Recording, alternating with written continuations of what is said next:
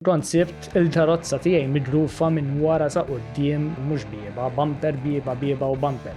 U jekk minx tibża, jekk minx tifhem ma xiex qed inħabtu wiċċna bħalissna. L-iktar ħaġa kruċjali għal dal-pajjiż hija illi jkun appartenenza sa fil-ġejn. Iktar ma jkollu poter l-istat, iktar hemm ċans l-istat jittorrompi ruħu u iktar qed jiekol mill-libertà tal-individwu. Ma meta bdejt il-house business dak iż-żmien niftakarni bir-roda.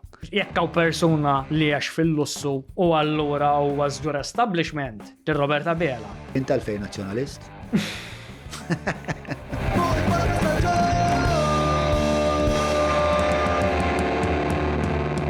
Mela, tlaqna?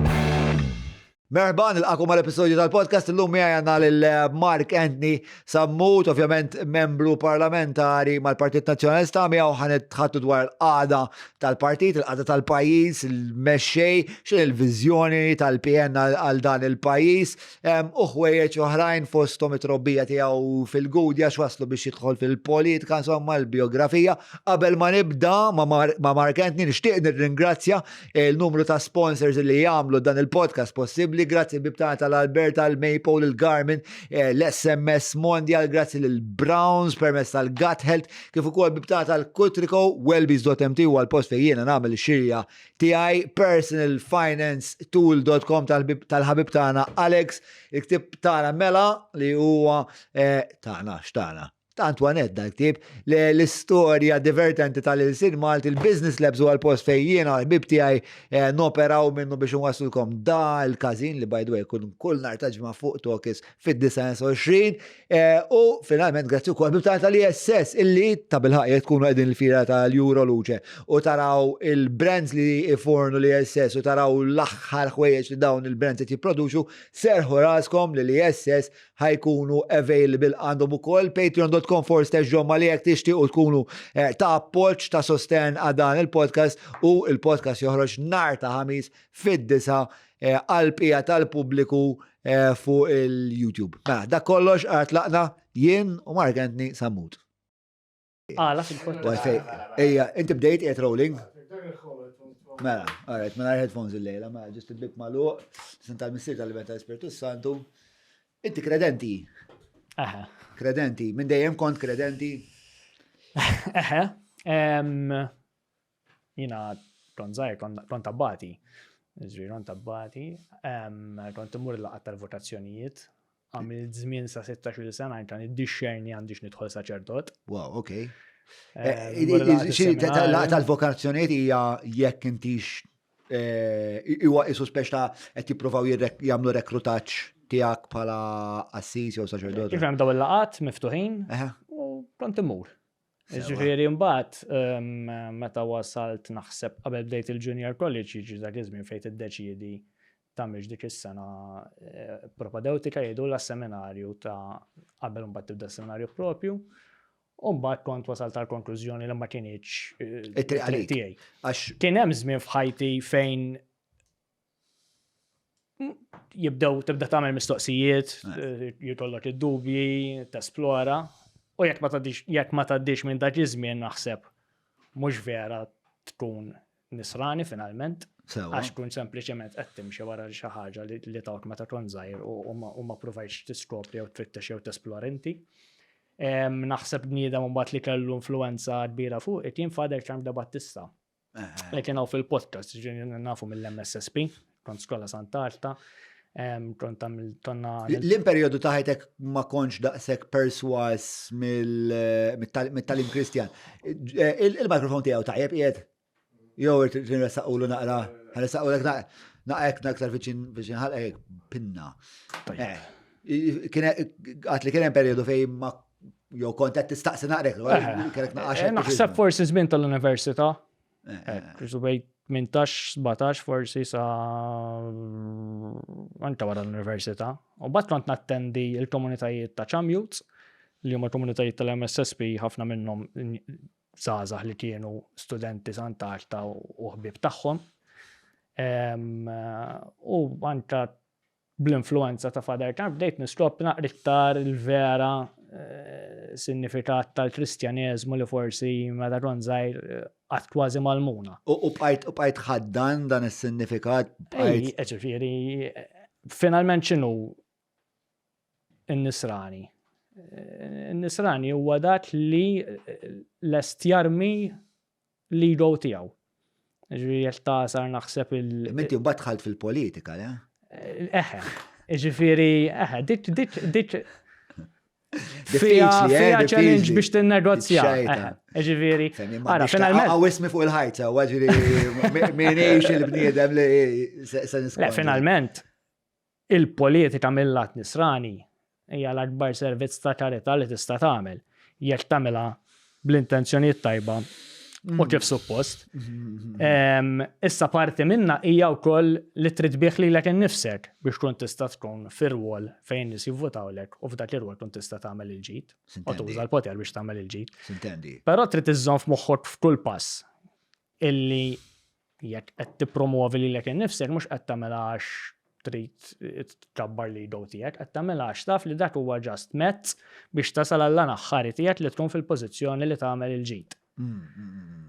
Forsi għawek nistaw neħdu digressjoni li il-kunċett tal-politika fiħin nifsu forsi niprofa nibda nsaqsi ftit mistoqsijiet biex nara inti kif tara l-politika, speċa x'inhi l-politika li niltaqa' ma' ħafna nies li huma li hija pjuttost konversazzjoni frustranti li jkollu magħhom jgħidu l-politika maħmuġa jew il-politika mawxar minna.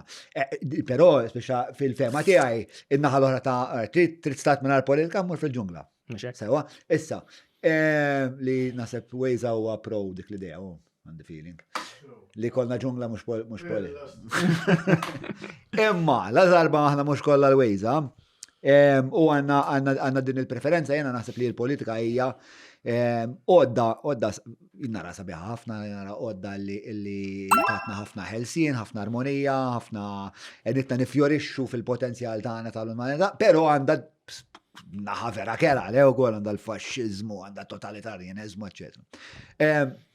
Għalik, xini l-utilità tal-politika f'soċjetà? Il-politika hija l-mod kif niġu fl-imkien u niddeċiedu bħala komunità kif ħanejxu fl-imkien li ma liġijiet ħanħadnu, x'sistema ta' edukazzjoni ħanatu lill-uliedna, x'opportunitajiet ta' xogħol ħanoħolqu biex nikbru, kif ħan jieħdu ħsieb l-ambjent l madwarna, x'ħan għamlu biex nilħqu l-aħjar ġid komuni għal kulħadd. Issa ovvjament ħassib nies fil-politika illi jidħlu b'intenzjoni tiżjena, imma dawk il-ftit nies m'għandhomx iħammġu l-kunċett taħħari, ġifieri hawn missirijiet illi abbużaw mit-tfal tagħhom illi sawdu tfal tagħhom ma jfissirx li il-kunċett tal tkun missier huwa xi ħaġa ħażina. U l-istess il-politika, il-ħasra hija li sfortunatament speċjalment fl-aħħar snin, tant kien hemm nies fil-politika illi taw stampa ħażina tal-politika, illi jużawha għal skopijiet personali biex gwadanjaw flus li ma kellhomx jieħdu, biex jgħenu biex proteġew kriminali ħbieb tagħhom. U affarijiet minn dawn li n-nies spiċċaw taw timbru ħażin lill-politika kollha. U naħseb dik hija l-ikbar ħsara li ġratlu l-poplu f'dawn is-snin, ġifieri li 10 lil min juża l-politika ħażin tilef l-interess fil-politika, daħal tas-sens ta' patija, iktar ma' nies b'intenzjoni tajba jew li lesti jarblu li jew jixtiequ jaħsbu jitilfu l-interess fil-politika u ma jipparteċipawx, iktar ikunu taħallu spazju għal nies li jħarsu lejn l-affarijiet forsi b'mod tribali li forsi l-intenzjoni tagħhom ma jkunux daqshekk tajbin. U allura dik imbagħad toħloq cascading effect, għax iktar mbagħad ma jitilqu minn dawn in-nies illi jkunu l-STR jew jixtiequ jagħmlu ġdid. Iktar ħajkun hemm nies oħrajn li ma jkollhomx intenzjonijiet tajba, iktar il-politika ħadd jieħu isem ħażin u iktar ħajntilef l-interess minn ħadd ieħor. Li hija naħseb iktar ħaġa li rridu nreġgħu lura b'mod urġenti. Il-fiduċja fil-politika. Il-fatt li qed tajt hija l-iktar ħaġa urġenti li kważi qisek qed tgħid hija waħda mill-iktar affarijiet li taħseb dwarha, jew li intom bħala partit taħsbu dwarha bejnietkom. X'inhu l-pjan? Infatti aħna wieħed mill-ewwel naħseb l-ewwel dokumenti li ħriġna fl-oppożizzjoni meta kienu bdew jinqalgħu ħafna skandli ġiet mur lura mill-bidu konna tal-Caffè Premier, ta' Gaffarena, ta' Strada Zecca u ħafna minn daw wieħed wara l-ieħor. Qabel il-Panama Papers qed ngħidu, u qabel ma kompla ħiereġ u mbagħad Pandora's Box ta' livell ta' korruzzjoni qatt ma konna smajna bih qabel. L-ewwel dokument li konna ħriġna kien nibnu fiduċja ġdida fil-politika, u kien hemm numru ta' proposti illi konna qed irresqu. Fosthom illi naraw ħanibda dawk li naħseb jiena huma iż-żewġ eruq prinċipali ta' ħafna mill-problemi li għandu tal-pajjiż. Il-finanzjament tal-partiti u il-salarji tal-politiċi. Ġifieri aħna pożizzjoni tagħna uffiċjali tal-partit fl-ogħla ordinu tiegħu fil-Kunsill Ġenerali hija li l-partiti għandhom jibdew jiġu finanzjati mill-Istat u fejn l-donazzjonijiet dawn għandhom jiġu għal kollox projbiti u għal-modell li nippreferu aħna. Għalfejn biex il-partiti żgur ma jkunux beholden għall-interessi oħra illi ikunu qed jippruvaw jinfluwenzawhom. Bħalissa tħoss li l-partit tagħkom kultant jispiċċa ostaġġ? Le, jien ma naħsibx. U donazzjonijiet naċċettaw għax inkella jkollna nagħlqu. U bħalissa huwa l-unika mod kif partit jgħix. Sintendi u wkoll għandkom problemi finanzjarji. Hemm problemi finanzjarji li qed jiġu indirizzati, illi hemm pjan li qed jiġi attwat, naraw li kull donazzjonijiet li jsiru għat-termini tal-liġi. Jiena personalment u naf li għand tal-kap u ħafna minna li aħna politiċi diretti fil-parlament laqqas inkunu aware u laqqas nistaqsi minn qed jgħaddi donazzjonijiet u taxiex ħalli żgur ma narax li jiena b'xi mod fażlit li nagħmel ħankun influenzat. Però aħna dejjem rajna li nibqgħu kemm jista' jkun ħielsa u ma nħallux lil min jipprova juża din id-donazzjoni biex jinfluwenzana. Ovvjament diġi b'mod naturali wkoll, ġifieri llum min irid jinfluwenza il-min għandu l-poter ma jiġix għandna. Hemm għand il-Partit Laburista. Però intom xorta tistgħu tagħmlu ċertu intom għandkom minkejja li m'għandkomx l-awtorità li tilleġislaw effettivament, sewwa xorta għandkom ħafna jgħid għax intom qegħdin fil-Parlament tistgħu tagħmlu ċertu pressjoni, ovvjament jekk inti qed hawnhekk fuq il-podcast u tista' tgħid ċertu affarijiet li ħajfgħu pressjoni. Jiġifieri mhux bħalik ikom intom totalment m'għandkomx jgħid li tinfluwenzaw affarijiet li qed jiġru fis-soċjetà. Tkellimna ħafna fuq diversi każi fejn rajna li l-affarijiet qed isiru ħażin. Dejjem tkellimna, jien naf jekk kien hemm il-kwistjoni tal-Fortina. Propju dakinhar li vvotajna fuq l-inkjesta ta' Jean Paul Sofija, jittieħed il-vot, il-grupp parlamentari tal-Labor jivvota kontra li ssir inkjesta pubblika fil-mewt ta' żagħżugħ ta' ħaddiem illi spiċċa miet mod traġiku minħabba nuqqasijiet fis-sistema u fil-kostruzzjoni. Ġiex minuti wara l-vot li kien imiss kien biex imbagħad il-Fortina il-biċċa artu baħar li qudiemhom qabdu ħadu għamlu tagħhom, il-gvern jaqbad jtielhom. Jaqbad jtielhom? Dak kienu qabdu. Nimmaġna li ħalsu xi ħaġa liha. Ma nafx, għalissa l-ammonti insejtom, pero daw effettivament kien hemm żona. Kontu kontri għad il-ħaġa. Kontri, ovvjament. Bħala grupp parlamentari. Ma tagħmilx sensu. Hija inġusta, ma tagħmel l-ebda sens anke għax jekk ħatibda min jaqbad u jieħu liġi bidejh. U jieħu għaw jagħmlu tiegħu u tgħidlu orrejt issa intu konċessjoni mela ħatoħloq stat fejn kulħadd jistaqbad jagħmel li jrid. Ngħidu emmur ma l-ipotezi tiegħek illi l-istat jibda jiffinanzja l-partiti fl-attivitajiet kollha tagħhom sewwa. Però xorta jibqa' li intom għandkom dejn massiv. X'se jsir dan id-dejn? Fil-mudell tagħkom ħanaħfrulkom id-dejn? Le, komplu għaddejn bil-pjan li ristruttar li konna nagħmlu biex dan id-dejn ikomplu jonqos. Sewwa. U ġifieri kif taraw intom ibidlu l-mudell għal stat li l-kom jiffinanzjakom, id-dejn xorta tibqgħu obbligati. Jiffinanzja l-partiti kollha. Sewwa. U hemm xi mudell f'moħħkom? Ħafna modelli li jużaw barra minn Malta jimxu fuq a proporzjon ta' kemm ikunu ġabu voti l-partiti, il-mod kif jitqasmu l-finanzi bejniethom. Ovvjament, di wkoll tagħmel anke sens b'mod demokratiku, għax inti mela allura biex tkun finanzjat mod aħjar, trid hemm jista' jkun tkun popolari ma' aktar nies, mhux ma' l-interessi ta' ftit. Anke minn dak il-lat tagħmel iktar sens mod demokratiku li timxi fuq modelli ta' dak it-tip. Apparti mill-fatt li naħseb illi jekk ma nagħmlux hekk, rajna ħafna skandli fejn tibda tinduna minn ċertu direct orders, minn ċertu mod kif isir il-procurement tal-gvern, li jmur għand ċertu nies bi prezzijiet li jkunu iktar minn kemm wieħed jistenna, li tinduna li fil-verità it-taxpayer qed iħallas iktar hekk milli kieku jiffinanzja l-partit mod dirett. Li inti tajt l-speċa t-taxxa tal-korruzzjoni hija ħafna iktar kbira u tikser fitz iktar taż-żibel fl-aħħar mill-aħħar.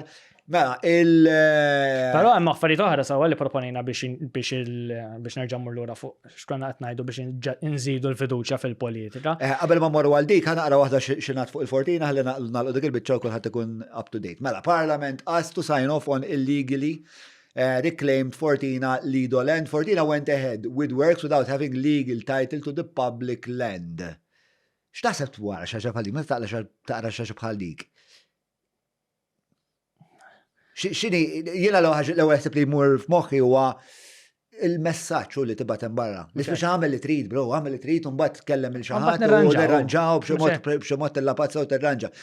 Ovvjament dik toħloq soċjetà li kulħadd li speċa minar pjanar essenzjalment, għax jekk kulħadd jagħmel biss dak li jixtiequ minar il-kuntest, minar il-bażi, il-qafas regolatorju, mela mbagħad tiġi ġungla tiġi free for all. Parliament on Monday was asked to sign off on handing over public land that has already been illegally reclaimed by the Fortina Hotel for a Lido on the Sliema seafront. The final vote is set to be taken on Wednesday after the opposition objected and called division. Xiġifieri called the division? The division iġviri iġviri mux just yes, no, or right which time tal-gvern ma għaddiet, biex vera nirreġistraw l-oppozizjoni tagħna nitolbu li jittieħed vot individwali mill-MPs li mbagħad jenatu joħroġ il-count speċi u għal-ittar mod jifturi li qed topponi dik il-mozzjoni jew dik il-ħaġa bħal dik, għax ovvjament il-persuna jew il-kumpanija illi kienet ħadd benefika minn din ir-reclamation hija mdaqsa, ikolkom blowback fuqha, iċemplulkom jgħidulkom isma' għajx taħseb li qed tagħmel. Li ma kellimna ħadd, ġifieri ma nesludix imma li jkunu provaw jillobijaw. U l-fatt li xorta opponejna minkejja s-sitwazzjoni finanzjarja tagħna jurid li fejn jitlu ċertu prinċipji ma niċċaqalqux. Mela, l-ewwel parti tal-odot insomma li tixtiequ tużaw biex treġġaw lura l-interess fil-politika minn nies li forsi huma naqxejja patetiċi u l-tema huwa li l-partit politiċi jiġu finanzjati mill-istat biex tonqos l-influenza u d-donazzjonijiet x'jiġi minnhom. Il-modelli nipreferu aħna donazzjoni over and above. Il-modelli nipreferu aħna huma li jkunu projbiti għal kollox, id-donazzjonijiet. Ovvjament trid diskussjoni fuq livell nazzjonali mal-partiti għax idealment tkun xi ħaġa li ssir bil. F'pajjiżi oħra modelli differenti, limits ta' donazzjonijiet. U fuq il-medja kif taħdem? Fuq il-medja tiġi. Ovvjament intom l-ultimate beneficial owners tal-media linku tal-one.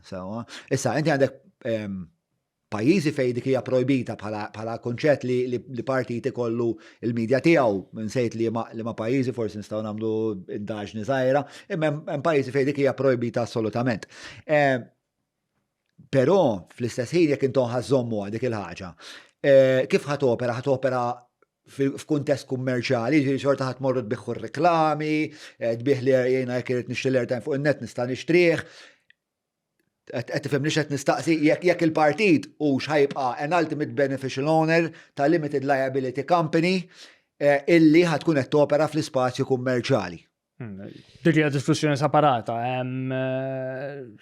Ovvjament jiena nemmen il-partiti bħal kull entità oħra għandhom id-dritt li jsemmaw leħenhom bl-tarmot li jħossu xieraq, jekk hux bil-radio, bil-television, social media jew mezzi oħra. Għandhom kumpaniji tagħhom li huma entitajiet separati u dik hija xi ħaġa differenti minn kif qed jiġi finanzjat il-partit. Nista' nipprova nalluċi ta' żewġ punti fuq dik u forsi toħdu on board, forsi le, forsi naf. Kif nara jiena la darba inti qed tilleġisla naħseb li trid tkun lil mill-proċess kummerċjali. Inqas ma jkun hemm flus, inputs ta' flus deħlin ġo organizzazzjoni li fl-aħħar mill-aħħar tidħol parlament u tivvota fuq il-liġijiet u tagħmel l-abbozzi, eċetera, eċetera, iktar ħadd tagħmel id-demokrazija tagħna safe. Sewwa tfajt l daw safeguard. Issa, però naqbel miegħek, fl-istess ħin naqbel miegħek fuq l-ewwel punt. L-ewwel punt huwa intom bħala partit, Kassola bħala partit, il-Labor bħala partit. Momentum insomma dak issa. Intom kollha għandkom id-dritt illi mela b'xi mod issemmaw leħinkom. Però mbagħad la darba intom tibdew tieħdu l-flus għax fl-aħħar mill-aħħar intom l-ultimate beneficial owners, jew tridu tkunu ma super trasparenti, jiġifieri li kważi l-ledgers tagħkom iridu jkunu xi ħaġa pubblika, mela dak it-tali tagħkom dan l-ammont ta' flus għal dawn ir-reklami li ħarġu f'daw il-ħinijiet. U hekk nistgħu nkunu ċerti li isma' daw il-flus vera deħlin biex jixtru r-reklami, għax ovvjament ix-xilja l-antika ta' Silvio De Bono li tkellimni qabel hawn kienet li l-flus li kienet jitfa' fil-Media Link ma kienux biex jixtri l-reklami imma biex joħroġ il-pagi, insomma, whatever. Allura, b'żewġ affarijiet nista' nkun irid nipproponi kieku jiena għal din it-tip ta' reforma. One hija li jew assolutament ma titlux fl-ispazju kummerċjali. Jew jekk titlu fl-ispazju kummerċjali biex il-liċenzja tagħkom tibqa' topera sena wara sena, trid tkun mhux trasparenti dak kemm aħna ġifieri ira kull sena tiddaħħal il-kontijiet awditjati mal-MBR fin-nuqqas li nagħmel dan nibda neħli l-multi u nemmen biha u ndaħħalhom u hekk għandu jkun. Fil-każ tagħkom, John Maria ma jilleġislax, sewwa, sissa. Fil-każ tagħkom trid tkun ħafna iktar trasparenti naħseb jien. Għandna mmorru pass qabel u nistaqsu għarfejn inħass il-bżonn illi il-partiti jkollhom il-medja tagħhom in the first place. U naħseb il-punt kruċjali huwa li f'Malta għandna servizz ta' xandir pubbliku li mhuwax xandir pubbliku xejn. Jiġifieri kieku għandna PBS, li jaqdi l-funzjoni ta' xandir pubbliku. B'ġurnalisti illi mhux sempliċement jiġu għall-press conference tagħna u jirrapportaw xedna, imma jistaqsu jfittxu, joħorġu fatti, meruna jekk hemm bżonn.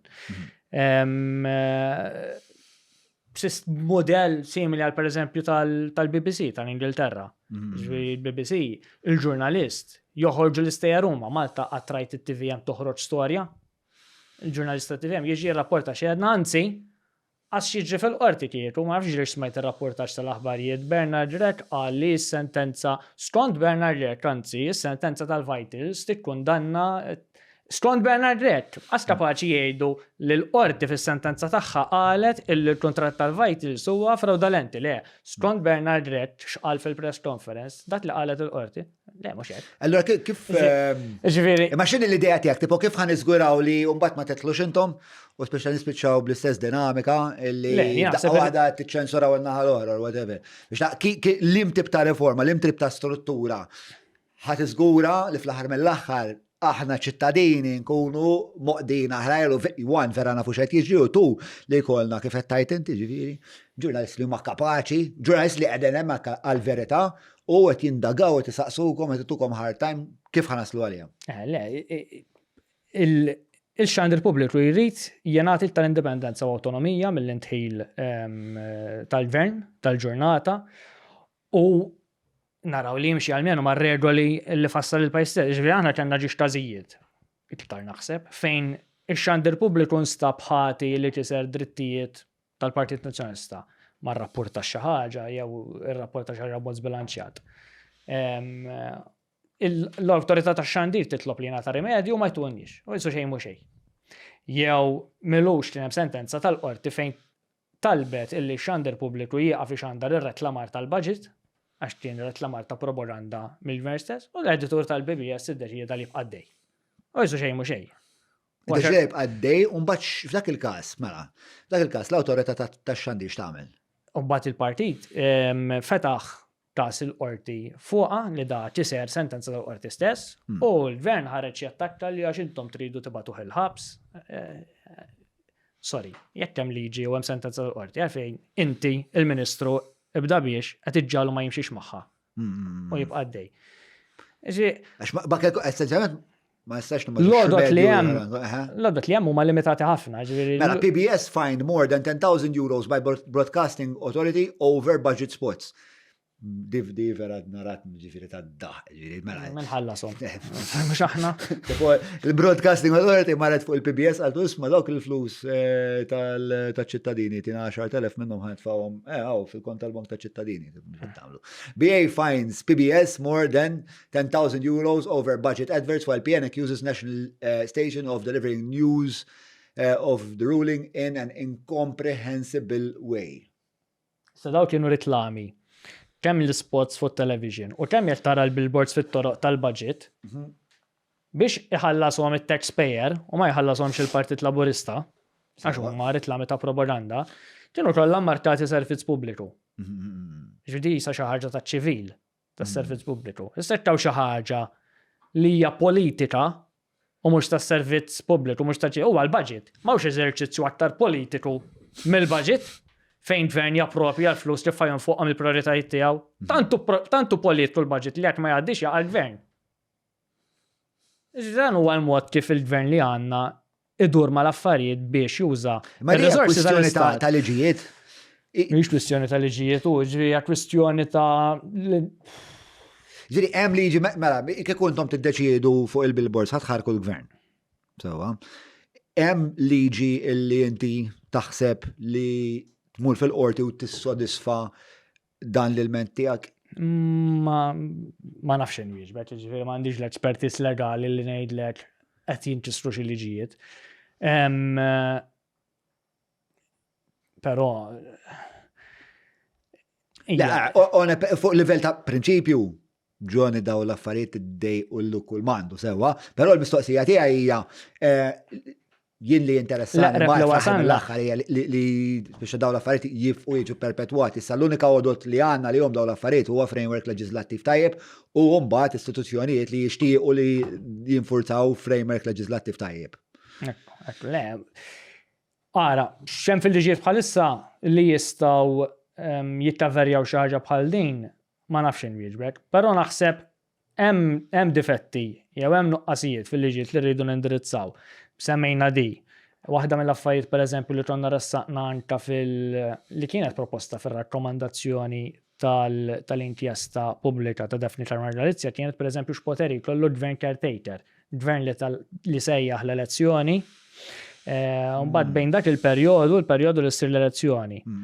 Iġi niftakar żmien fejn kienu jieqfu l-promotions mal-gvern, per eżempju, għax issa sejħet l-elezzjoni, kien jieqaf irretlu ta' xfiċ-ċivil, illum tar noħorġu kważi biex kemm jista' jkun qabel l-elezzjoni kulħadd nikkuntentawh.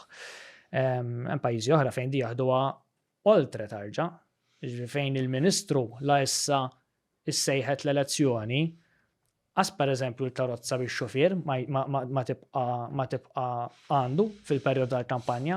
Ġaħna Malta xiġri, tiġi l-kampanja elettorali, għandek il-Ministru li għandu l-istaff u s-segretarjat kollu qed jgħinu hemm ħalsim miċ-ċittadin u qed jaħdmu l-kampanja elettorali.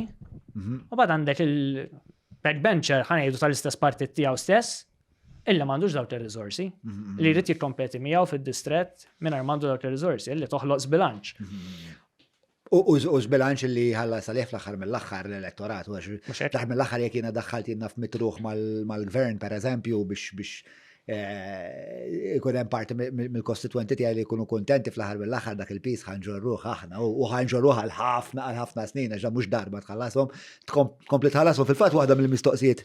Jekk ġiet insemmi l-żewġ punti wkoll li konna proporejna f'dak id-dokument u mbagħad ngħaddu għal xi ħaġa oħra. Kienet il-membri parlamentari jkunu full-time biex nevitaw kull konflitt ta' interess. Konflitt ta' interess pereżempju?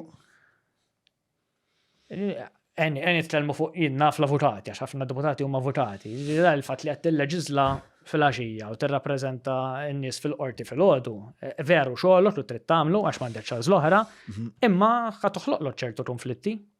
Inti taħseb li l-istat għandu jobbligak li tagħżel imbagħad at that point. Ekku, mhux hekk. Aħna l-proposta tagħna u l-pożizzjoni tagħna dik li l-membri parlamentari għandhom ikunu full-time milli jkollhom ir-riżorsi meħtieġa biex jagħmlu xogħolhom sew. L-apparti minn hekk anta fejtlu positions of trust ikunu limitati, mhux bil-mijiet jekk mhux eluf li hemm illum, u kollha jkunu b'kuntratti li jkunu pubblikati, ħalli kulħadd jaf minn huma daw għata xiex qegħdin jitħallsu, mhux hemm xi marta ministru lem jew xi sindku tal-lokalità law li qed intuhom konsulenza li suppost il-Ministru qed jonfoqha biex iġib l-esperti, so minflok qed nużawha biex il-partit ikollu nies li jistgħu jikkampanjaw waqt li għandhom parda, tajjeb. Ma qed nagħdu r-reġistru tal-Persons of Trust li jkun pubbliku. Qabel hekk kienu, Issa mhux titilgħu ma tagħmilx Ismani. daw marka xil tamma li naqla qabel 2013, qabel 2013, l-ewwel net positions of trust kellek sa tnejn ma' kull ministru. Jiġifieri ma kellek xattal minn 50. U kollha jekk tissir mistoqsija parlamentari pubblikati minn huma f'x'kuntratt. Issa kif qed tipproponi inti issa għatta. M'hemmx għalfejn qas nagħmlu l-CompiQ. Ħatamlu reġistru, għakram dar reġistru. Ikunu pubbliċi, jiena bħala ġurnalist, jew ma nafx jien, insomma, ma nafx nagħmel eżatt. Nistammu nidħol ġo website u niddownloadja minn huma l-expert, il-positions of trust li appunta dal-Ministru ma daw. Tajjeb, issa, u għad Il-reġistru tal-lobbying, il-reġistru tal-lobbying, per eżempju, li kull politiku, kull ministru, kull MP iżom reġistru ta' min qed jiltaqa' il-lobby groups qed jiltaqa' magħhom u x'qed jiġi diskuss. Ġifieri xi ħaġa li teżisti fuq-Parlament Ewropew. Pereżempju, f'Malta il-Gvern kien wieħed li ħajjagħmilha jidher li xi 4 snin ilu, kienet waħda mill-proposti tal-OSCE. Pereżempju waħda mir-regoli Kienet waħda mill-proposti tal-Kummissarju għall-Standards ukoll.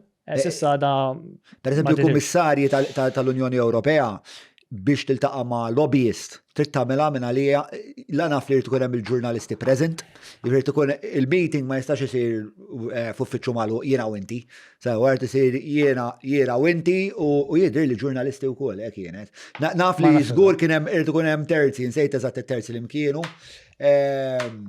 Mela, il-Persons of Trust, il-Reġistru tal-Persons of Trust, Reġistru tal-Lobbies, il-MPs full-time, kan ħaħasum daw l-MPs. Sa mux ħanti. Għalfejn ma t-tuwilix, ma trid tkun somma li tagħmel sens, ġifieri inti llum taħseb li tagħmel sens li Ministru jaqla 55,000, il-Prim Ministru jaqla jekk jaqla 60,000 fis-sena, meta għandek is-CEOs li appuntaw huma stess li jaqlaw 120, 130, 140,000. Kellna segretarja li taqla daqs il-Prim Ministru. Ma xert, To be fair, sa' jesbaħ minn tal-Prim Ministru. To be fair, biex le? So, dak jiskotja ħafna, Inti għadrajt il-Prim Ministru biex shorts? Taf li Iva. Taf li Iva. Attent what you wish for, my friend. Dakin ikun ma dik li qed jiġri, ġifieri mela l-Ministru ma nagħmlhomx il-parda ma tmux jerġgħu jattakkawna kif kien ġara tal-500 fil-ġimgħa. Sewwa. Imma inflok qed inżidulhom il-parda b'modi oħra bħalma kienet il-konsulenza lil mara tiegħu. Tajjeb li tmur over and above għandha dawk iż-żidiet li konna rajna. Aħjar ikun hemm parda stabilita tajba. Ma tqas tagħmel sens. Qas tagħmel sens li l-Prim Ministru għal 67,000 euro. Għandek dak il-backbencher f'dak il-bord, għandek il-backbencher li ieħor daħla l nieħdet l-awtorità biex inżommuhom kuntenti minflok qed inżidhom isma' parda full time. Anta di toħloq ċerta di forsi issa ħandevja naqra. Iġbi waħda mill-affarijiet li rridu nitkellmu fuq hija wkoll riforma elettorali. Riforma elettorali mhux biss fis-sistema ta' kif nivvutaw, imma anke f'kif qed taħdem dis-sistema li nużaw aħna. Aħna nużaw is-sistema ta' Westminster, tajjeb is-sistema Ingliża, gvern oppożizzjoni fejn il-ministri huma magħżulin minnaħa mill-membri parlamentari. Issa, fl-Ingilterra għandek 650 kemm membri parlamentari, 300 u fuqhom in-naħa tal-gvern. Minnhom għandek 20-30 illi huma ministri. 600 ħafna jista' 600. Inta tajt House of Commons. House of Commons. Iċċek jeżat, imma f'dak l-ilma. Mid-daw is-600 għandek 20 illi huma ministri fil-kabinet forsi. Ma nafx jgħidlek il-numru eżatt, imma f'dawk l-ilmi. Imma mill-eżekuttivi. Mill-350 jew kemm hemm fil-maġġoranza għandek forsi 10%. 650 plus. Eżaġġa, l-enġinier. Ninsafna affarijiet, imma n-numri għandek. Le, għallu li għandek memorja tajba ħafna. Mela, skużani interrompejtek, mela, 650 ruħu 20 minnhom huma ministri. Il-ministri. Ġifieri, għandek imbagħad minn naħa tal-gvern stess għandek aktar minn 300 li huma backbenchers qed jiskrutinizzaw il-ħidma tal-gvern.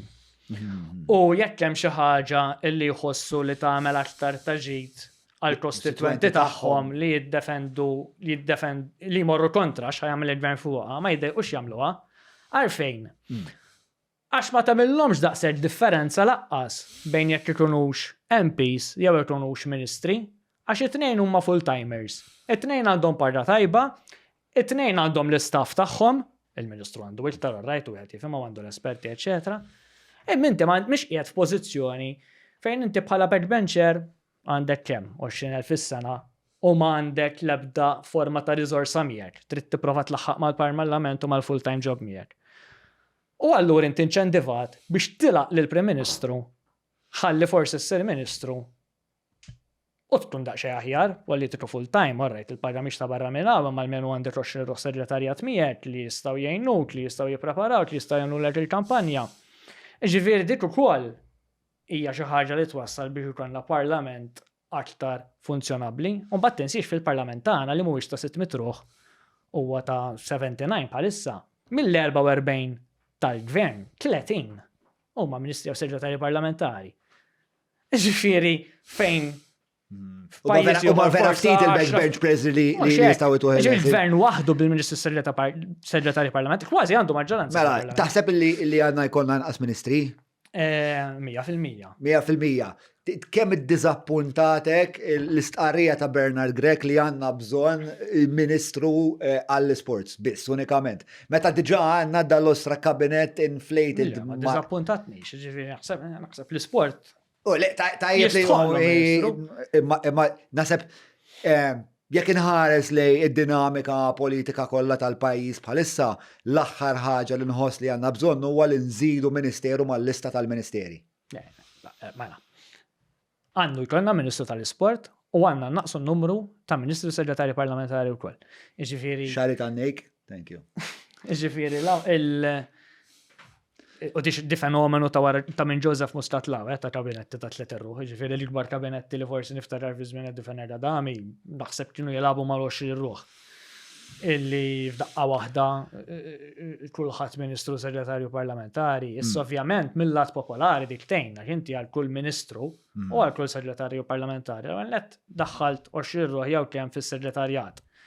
Ġifieri fejn qabel tarġa' in-nies tas-segretarjat il-Ministru rrid isibhom miċ-ċivil, mhux idaħħalhom persons of trust, tnejn kien idaħħal persons. Illum kull Ministru Segretarju Parlamentari jdaħħal 20 ruħ li jrid persons of trust. Hemm il-mira li jonqoż l-kabinet min-naħa tagħkom biex meta titkellmu dwarha. Taraw xi wieħed minn daw il-ministeri illi tajdu. Issa mhux ħan individwalek ministeri, imma l-ammont ta' ministri għandu jonqos, ma tagħmel l-ebda sens li jkollok kabinetti ta' 3 ruħ dal-pajjiż. Le, mhux hekk naqbel. Il-mistoqsija hija li mħat neħu. Mela, għodda tajt li. Dik hija mbagħad prerogattiva tal-Prim Ministru sewwa, tal-kap tal-partit li mbagħad il-Prim Ministru. Intom il-Prim Ministru tkun qed ittuħ il-feed. Drive tal-partit hija f'dik id-direzzjoni, tajjeb li l-kabinetti li tiġkien minn ma jagħmilx sens, apparti l-ispiża li hija marbuta miegħu għax inti mhux biss il-paga. Meta l-Prim Ministru jieħu deċiżjoni ta' dik ix-xorta li ħajnaqqas id-daqs pereżempju tal-kabinet. Ma sibx li għata waħdu, le? Jkollu minn iteħ pariri, ovvjament, però finalment u responsabbli tagħha d-deċiżjoni. U jieħu d-deċiżjoni ma jkunu nies mill-partit kif taħdem. Sempliment qed tipprova nifhem kif jasal għal-deċiżjoni. Ma aħjar wieħed l-istaqsin kif taħdem għax qatt ma kont. Għax qatt ma kont fil-gvern. Kemm taħseb baqalek biex tkun fil-gvern? Nittamaw li wara l-elezzjoni ġenerali li jmiss il-Partit Nazzjonalista jkun fil-gvern, nibdew nfejqu dal-pajjiż.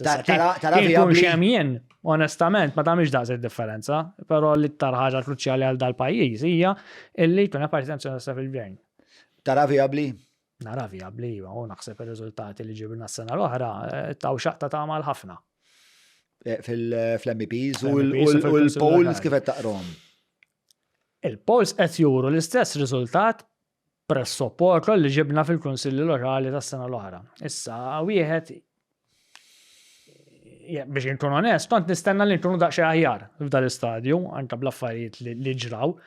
Hemm iktar L-affarijiet li ġraw għal xi xattajt reċentament ta' iktar korruzzjoni. iktar korruzzjoni, iktar Ma tasibx li issa darat min kellu jiġi affettwat mill-korruzzjoni ġi affettwat il-pożizzjoni ħada u f'dan il-punt iridu affarijiet oħra, qodot oħra biex nipperswadu. In-nuqqas jew dak li rridu naħdmu fuq u aħna issa u li nikkonvinċu n-nies naħseb li aħna lesti biex immexxu. Naħseb once li naslu hemm dawk in-nies li għadhom fin-nofs illi issa telqu lill-Partit Laburista ma jridux jivvotaw lill-Partit Laburista. Partit Laburista taqra l-pols bejn wieħed ieħor kollu jrut li Partit Laburista tilef mal 25,000 vot. Issa daw mbagħad marru nofshom switchjaw lejn il-Partit Nazzjonalista u nofshom switchjaw lejn partiti oħra. Bejn wieħed u ieħor.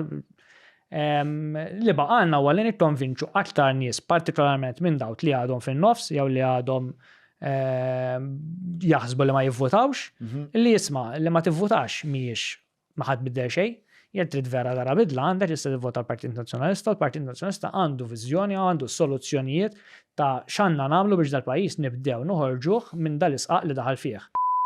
Biżjed minn 20 sena esperjenza ISS joffru għażla kbira ta' dwal plug-in switchijiet u aċċessorji elettriċi ta' kwalità li jenuni nsib dak koll li għandi bżonn għal dari u għal familti, żuruhom ġewwa x-showroom tagħhom l-imrieħel jew ankella fuq ess.com.mt. U kif ħatamlu għal-biċċa xogħol? Kif ħadd ipperswadu lin-nies li intom għandkom din il-kompetenza u din l-enerġija u din id-drive illi fl-aħħar mill-aħħar aħna xirridu mill-politiċi li tagħmlu ħajjetna aħjar. Kif ħadd ipperswaduna?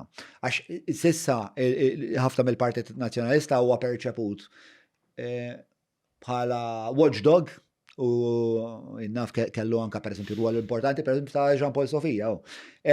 Però mbagħad meta niġu għal idejat, viżjoni, l-modernizzazzjoni ta' Malta, u naħseb hemmhekk ħanamel digressjoni żgħira, ma hemmhekk huwa l-aqwa Partit Nazzjonalista, meta l-Partit Nazzjonalista jippreżenta ruħu lill-elettorat bħala aġent tal-modernizzazzjoni dejjem mar ħafna ħjar biex fl-87 mera isma' il-Bugolja ġdida, suq ħieles, ħajkun hawn ħafna iktar libertajiet, eċetera, eċetera. Isek ħanieħdu nifs ġdid, rebbija ġdida, mbagħad beda jbiħħilna l-idea isma' mhux tal-li sirna Maltin u dawn l-affarijiet kollha sbieħ imma issa ħansiru Ewropej. Dejjem qisu l-ostra ġej il-berdi.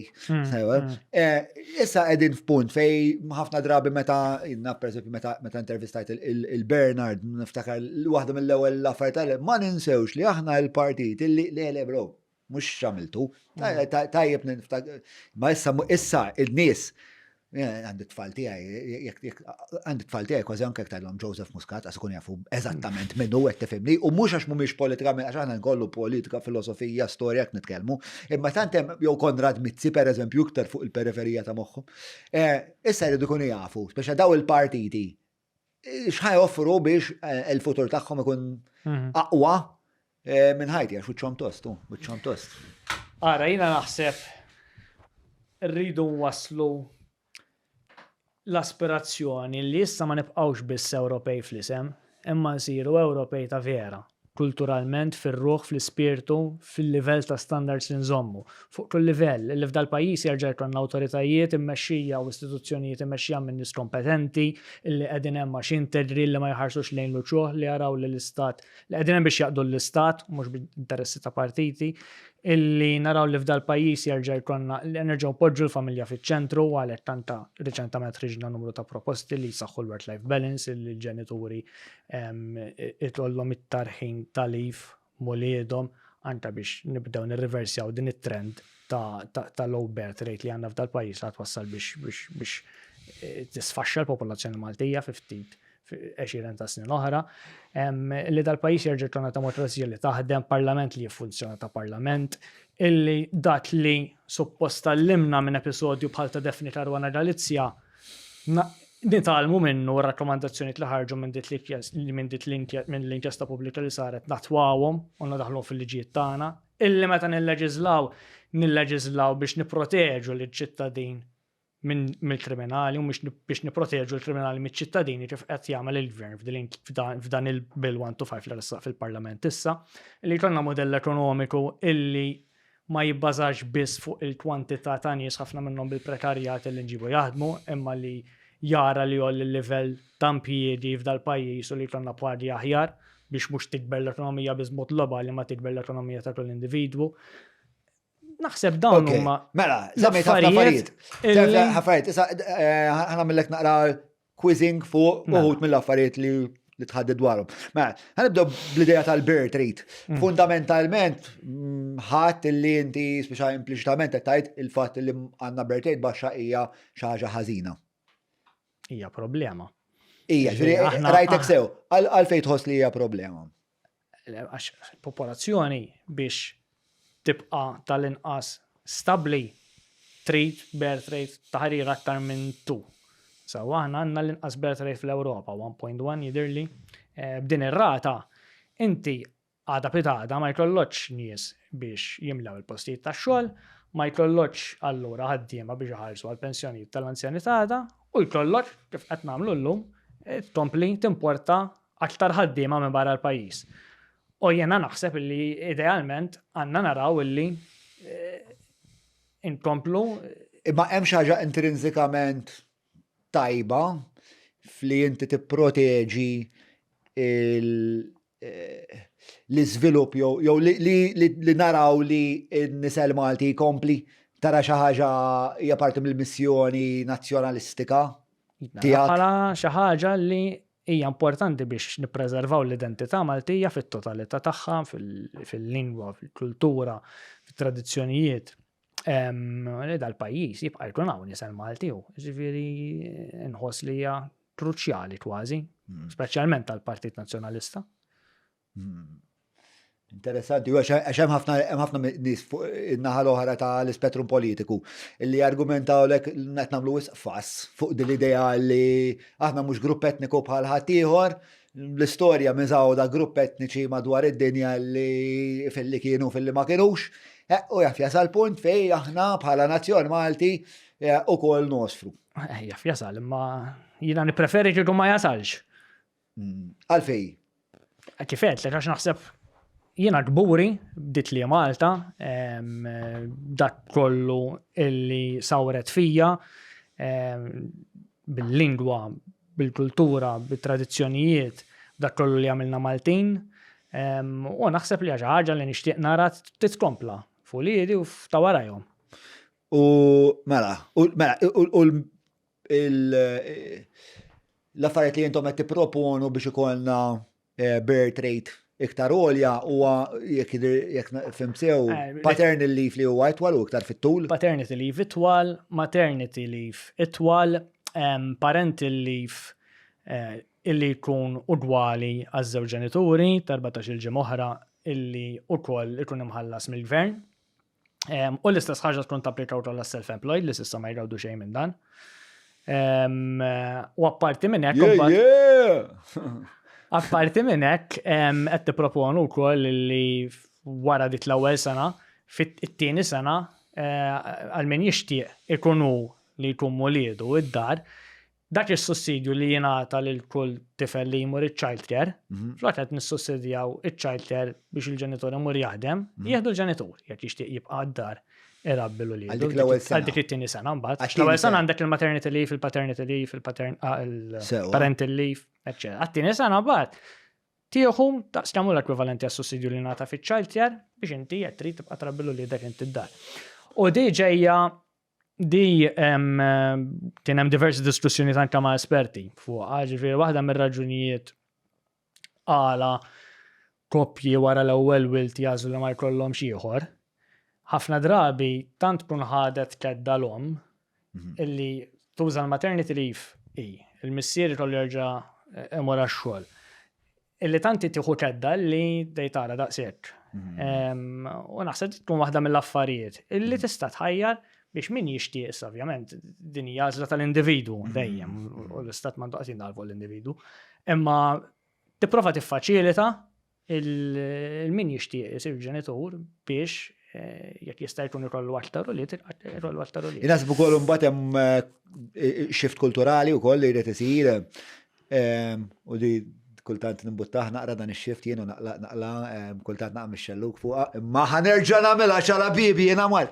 Le jiena naħseb li l-istituzzjoni tal-missier sfortunatament isu mis-sebbejnijiet mill-postmodernizmu law ġiet imminata.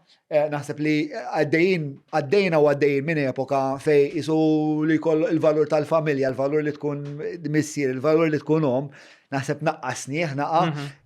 Naħseb li u koll hemm ħafna affarijiet li huma attrajenti u koll barra li tkun niltaqa' ma' ħafna riġieli kbar. Illi jgħidu x'insir missier men għataw it-Tinder, għataw il-Medejja, għataw l-affarijiet kollha jien nista' immur u nieħu gost bihom x'not imbennen. Biex ta' hemm u argument validu spiex ta' u argument validu wkoll għax biex ta' inti żożitek ma trida tittermina qatt biex meta kont żagħżugħu f'daqqa waħda kelli baby u issa rid naċċetta li m'għadniex iċ-ċentru tal-univers u li jiena obbligat l-ewwel għal dak il-baby qabel jiena għalija li kont bnidem driven ħafna proġetti artistiċi, moħni xalatur imma f'dak jgħidlek ta' Champions League. Ma eventualment ġejt dik is-sitwazzjoni, kelli nagħmel dil-metamorfosi li kienet diffiċli ħafna, ġifieri kelli nbidder il-psikoloġija kollha tiegħi u għaddejt minn ansjetà u depression, però ħriġt minn naħa l-oħra aqwa mill-li qatt kont.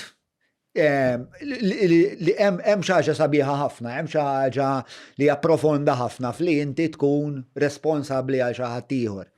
Issa dik illum il-ġurnata responsabilità m'għadix marketable daqskemm qabel kienet kellek in-nobiltà, l-ġentlomerija, kellek il-maternal figure, daw kienu kollha affarijiet li bej l-istejjer ngħidu xulxin, il-films li kunu naraw il-plays, daw kienu affarijiet li kienu jiġu ċelebrati. Llum affarijiet huma m'għadhomx ċelebrati daqskemm kienu. Allura dak ix-shift wassalna biex ħafna inqas nies qed imorru għall-familja għalfejn għax il-kultura ma tippreżentalekx il-familja bħala a great option that gives you a fulfilling life.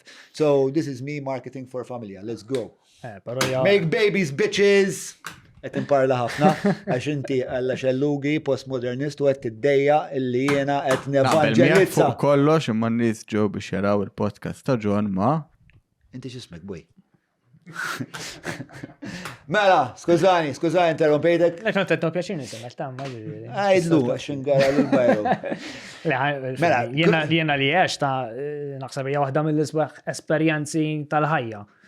Li ssir missier u trid taraf tinbidel intu f'daqqa waħda kif qed tgħid inta u dil-ħlejqa daqs naqra toqgħod fuq id waħda tiegħek li inti responsabbli għal kollox minnha. Li taf tkun overwhelming dal-bidu u f'daqqa waħda lejl sar jinqasam f'disa darbiet għax speċjalment it-tifel ma kien jorqod b'xejn u ħin kollu jqum. It-tifel il-kbir. Il-kbir. L-ewwel wieħed. Ġifieri baptism by fire. Yes. Mbagħad meta ġiet it-tifla qed tara, mela l-babies jistgħu jkunu hekk. Ħalli għalihom mbagħad pattietlu ġifieri. Bdiet titqarqax u kultant għandha ras jibsa aktar minnu. Imma l-beper hija waħda. Inti rasek jibsa jew? Kultant iju. Però ġifieri għalkemm l-ewwel nuri ċerta reżistenza ma tgħidli beta xi ħadd jgħidli xi ħaġa prawn ħafna li nibdel l-opinjoni jekk imbagħad wara ħseb fuq induna li forsi kellu raġuni. Imma l-ewwel topponi l-ewwel nirreżisti ftit għax inti jekk għandek ħsieb l-ewwel prova ddefendih. Ħalli tiċċellenġi aħna, ma niddejjaqx min jiċċellenġjani fuq xi ħaġa, ġifieri anzi nieħu pjaċir għax jekk iżomm għalik tħadd titgħallem xejn. Ekku. Taf kif? Ekku. U minn hemm. X'kien l-ikbar sagrifiċċju li kellek tagħmel issa li kellek it-tfal? Ifhimni, ħafna mhux wieħed, imma wieħed minnhom illi tajt kull sport li kont nagħmel. Għax ma bqajtx il-laħaq. U l-ieħor Pero ħanejt bidla li kelli nagħmel.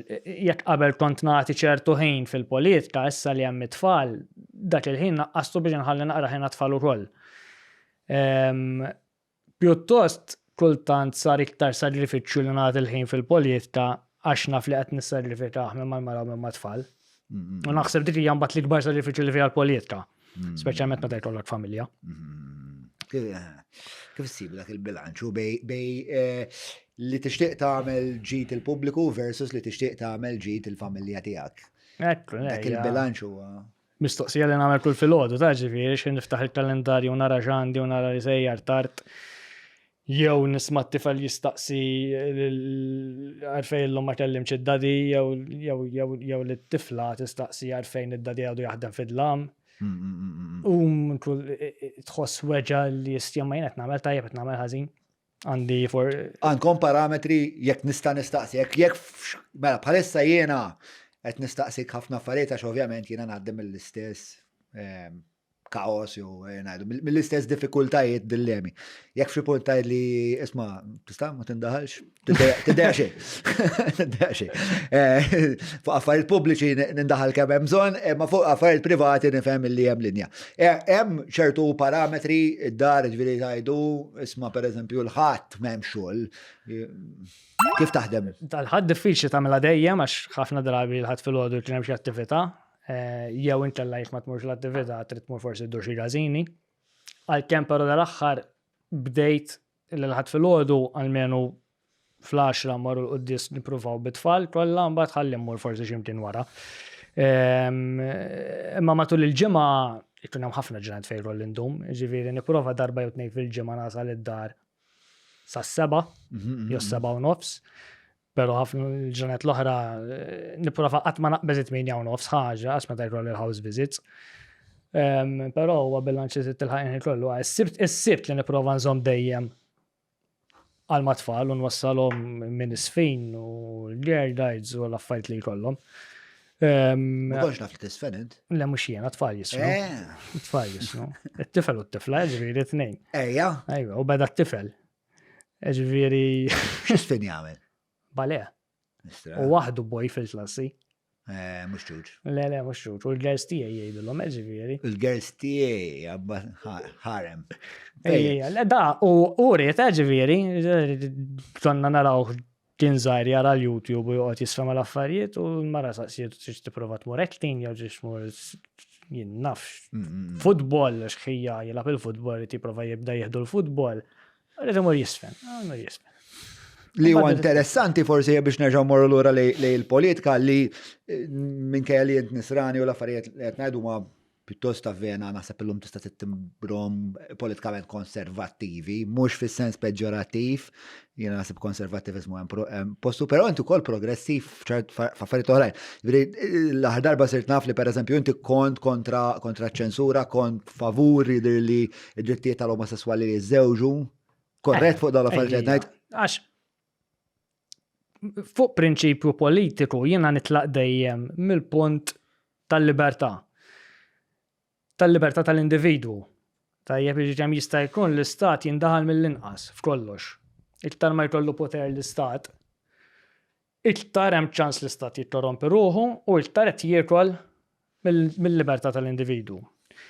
U minn dak il-prinċipju, jiena fl-2012 l-ewwel intervista li kelli meta ġejt approvat kandidat l-ewwel darba u kienu saqsewni naqbilx mal-żwieġ bej persuni tal-istess sess kont attiva għax nemmen li l-individwu għandu dritt jagħżelu ma' min ħajbna ħajtu. Issa dak iż-żmien naħseb l-unika persuna li kien għadu tkellem favur kien Avaris Bartolo mill-kamp tal-Labor. Ġurnaqas Joseph Muscat kien għadu jikkonsidra l-Unjoni Ċivili dak iż-żmien. Jien jidher li kien hemm intervista ta' Joseph Muscat jgħid li huwa kontra. Fil-bidu kien kontra, fil-bidu rrid l-Unjoni Ċivili u daqshekk. Li żwieġ ma jistax ikun bej żewġ irġiel. Eventwalment meta mbagħad għaddiet il-liġi ta' żwieġ, iż-żewġ partiti vvotajna favur. Jiġifieri dik forret kont l-ewwel wieħed mill-Partit Nazzjonalista li esprimej dik il-fema, però eventwalment ma' żmien il-Partit Nazzjonalista ġie ta' dik il-fema wkoll. U fl-2011 meta kien inqala l-każ ta' Marka Milleri.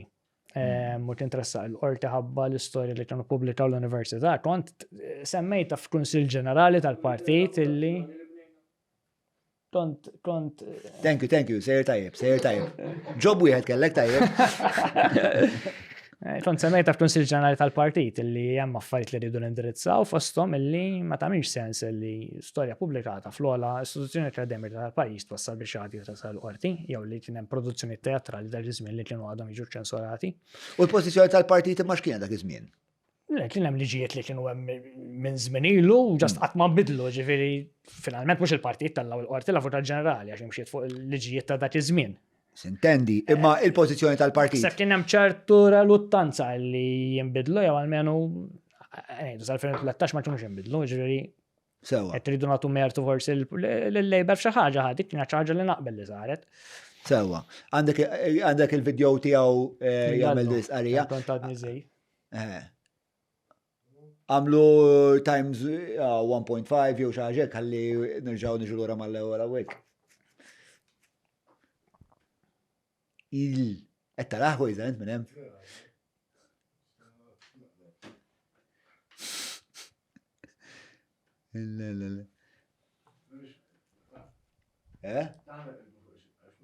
Qalbu full screen.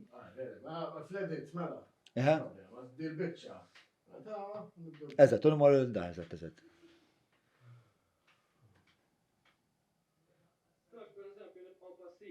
Meta bil-leġijiet preżenti għandna li min qed jirriskja jmur il-ħabs għax ippubblika storja fl-ogħla istituzzjoni akademika ta' pajjiżna. Ma nistax nibqgħu passivi meta tagħna produzzjonijiet teatrali li jiġu ċensurati mill-pubbliku adult. Hemm bżonn li bħal partit fil-gvern nagħtu iżjed taf tal-Programm Nazzjonali tal-Ilma u niżviluppaw opportunitajiet ta' riċerka li jagħmlu l-Università aktar sostenibbli. Fuq kollox, hemm bżonn li nerġgħu niskopru l-proċess ta' dialogu u konsultazzjoni pubblika, kunċett li kien dal-partit stess li daħal pajjiżna iżda li f'ċerti deċiżjonijiet ingħata xi ftit tal-ġenb. Irridu nkunu partit aktar miftuħ għall idejat ta' nies esperti u nies ta' tajba. Partit aktar qrib ta' nies, partit li jisma'. All right.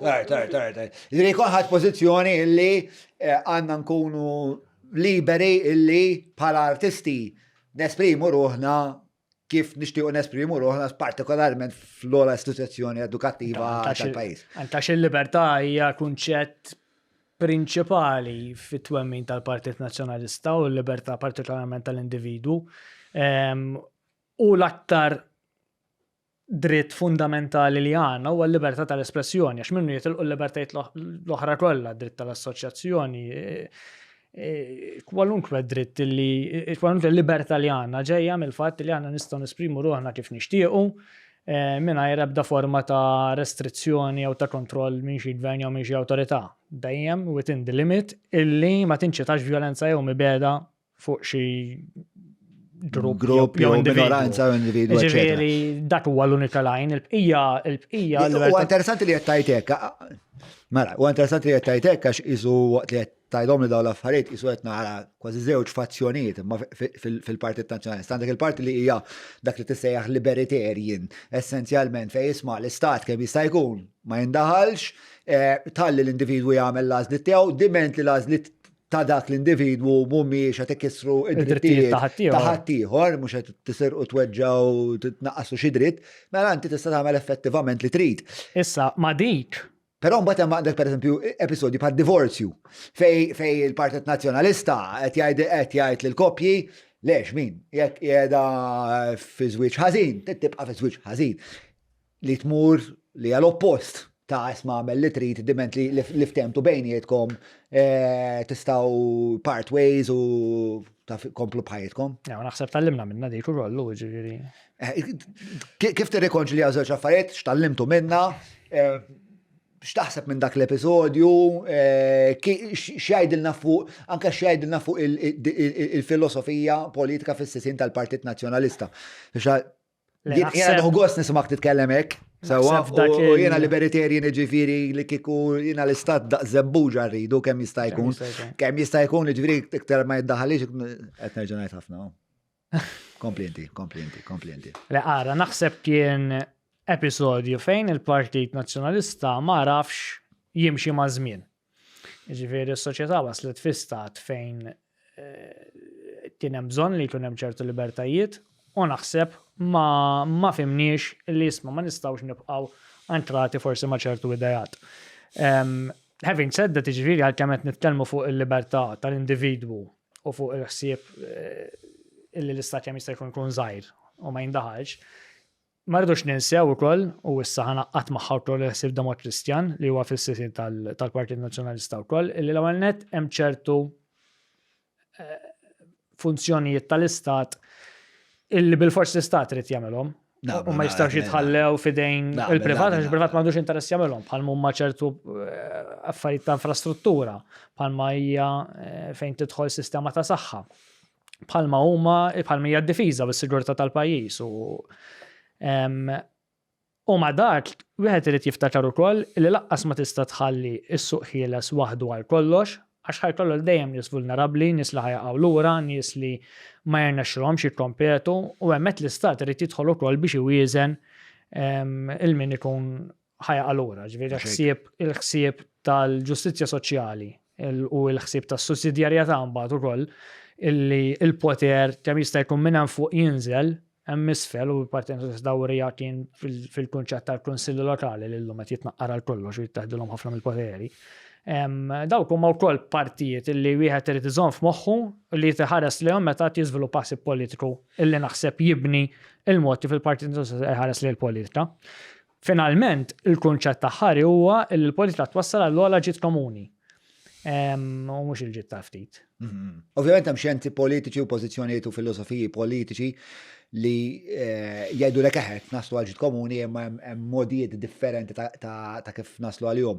Naħseb għal-biċċa l-kbira il-kunċett Ewropew huwa dak li għadha kif iddeskrivejt inti hu li inti jkollok suq ħieles u demokrazija liberali illi tippermetti l-innovazzjoni, l-kompetizzjoni li l-istat ma jkunx ta' influenza negattiva fuq l-innovazzjoni ma bil-kontra inċentiva l-innovazzjoni, però fl-istess ħin bruħ soċjali illi ma tinsiex il-minu forsi iktar dajjef, forsi ma jistax jikkompeti u naf l-anzjani, nis b'diżabilità u jagħmel ċertu affarijiet bħal saħħa pereżempju, meta tara d-diżastru li hija s-saħħa, is-sistema tas-saħħa Amerikana tajt nalla biex hekk hemm xi ħaġa li għandna bżonn inkunu orgoljużi u niddefenduha b'ħajjitna hija s-sistema tas-saħħa tagħna illi ovvjament xinu mbagħad tisma' bil-vitals u s-serqa li ħadmuna eżatt qed nippruvaw nifhmu minn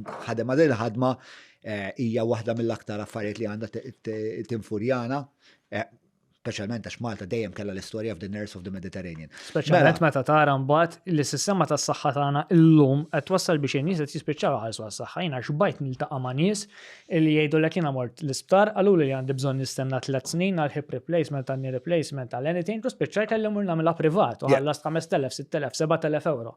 Meta l-istat kellu 400 miljun euro ħalli frodhom b'dak il-mod jew ħalla li jiġu frodati b'dawk il-mod miftit nies. Tfakkarni fis-storja tal-Babaw, ta' faskola tagħna tal-Babaw. Babaw kien plejer tal-rugby u ħabib tagħna issa sirna nafha hawnhekk, kien ċempilli xi ħadd qal isma' tal-Babaw huwa wieħed mill-plejers nazzjonali ta' Malta u kellu problem bis-spaltu. Mar l-isptar għallu 3 snin fotti karriera ovvjament tipo spiċċat. Xi ħadd wieħed mit-teammates tiegħu kien bagħtli għamilt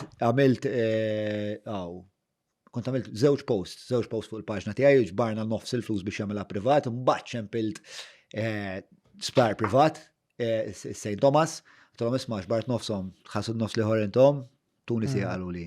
U se wara ċemplu li u rnexxilna niġbru x'ismu u mbagħad effettivament għamilnilu l-operation ara kemm gustus. Anke l-baba mhux ħażin. Issa bħal dan hemm ħafna illi ma jkollhomx ix-xort li forsi jsibu xi ħadd li jagħmluhom il-ġabra biex imorru jagħmluha privat. Imma le mhux hekk.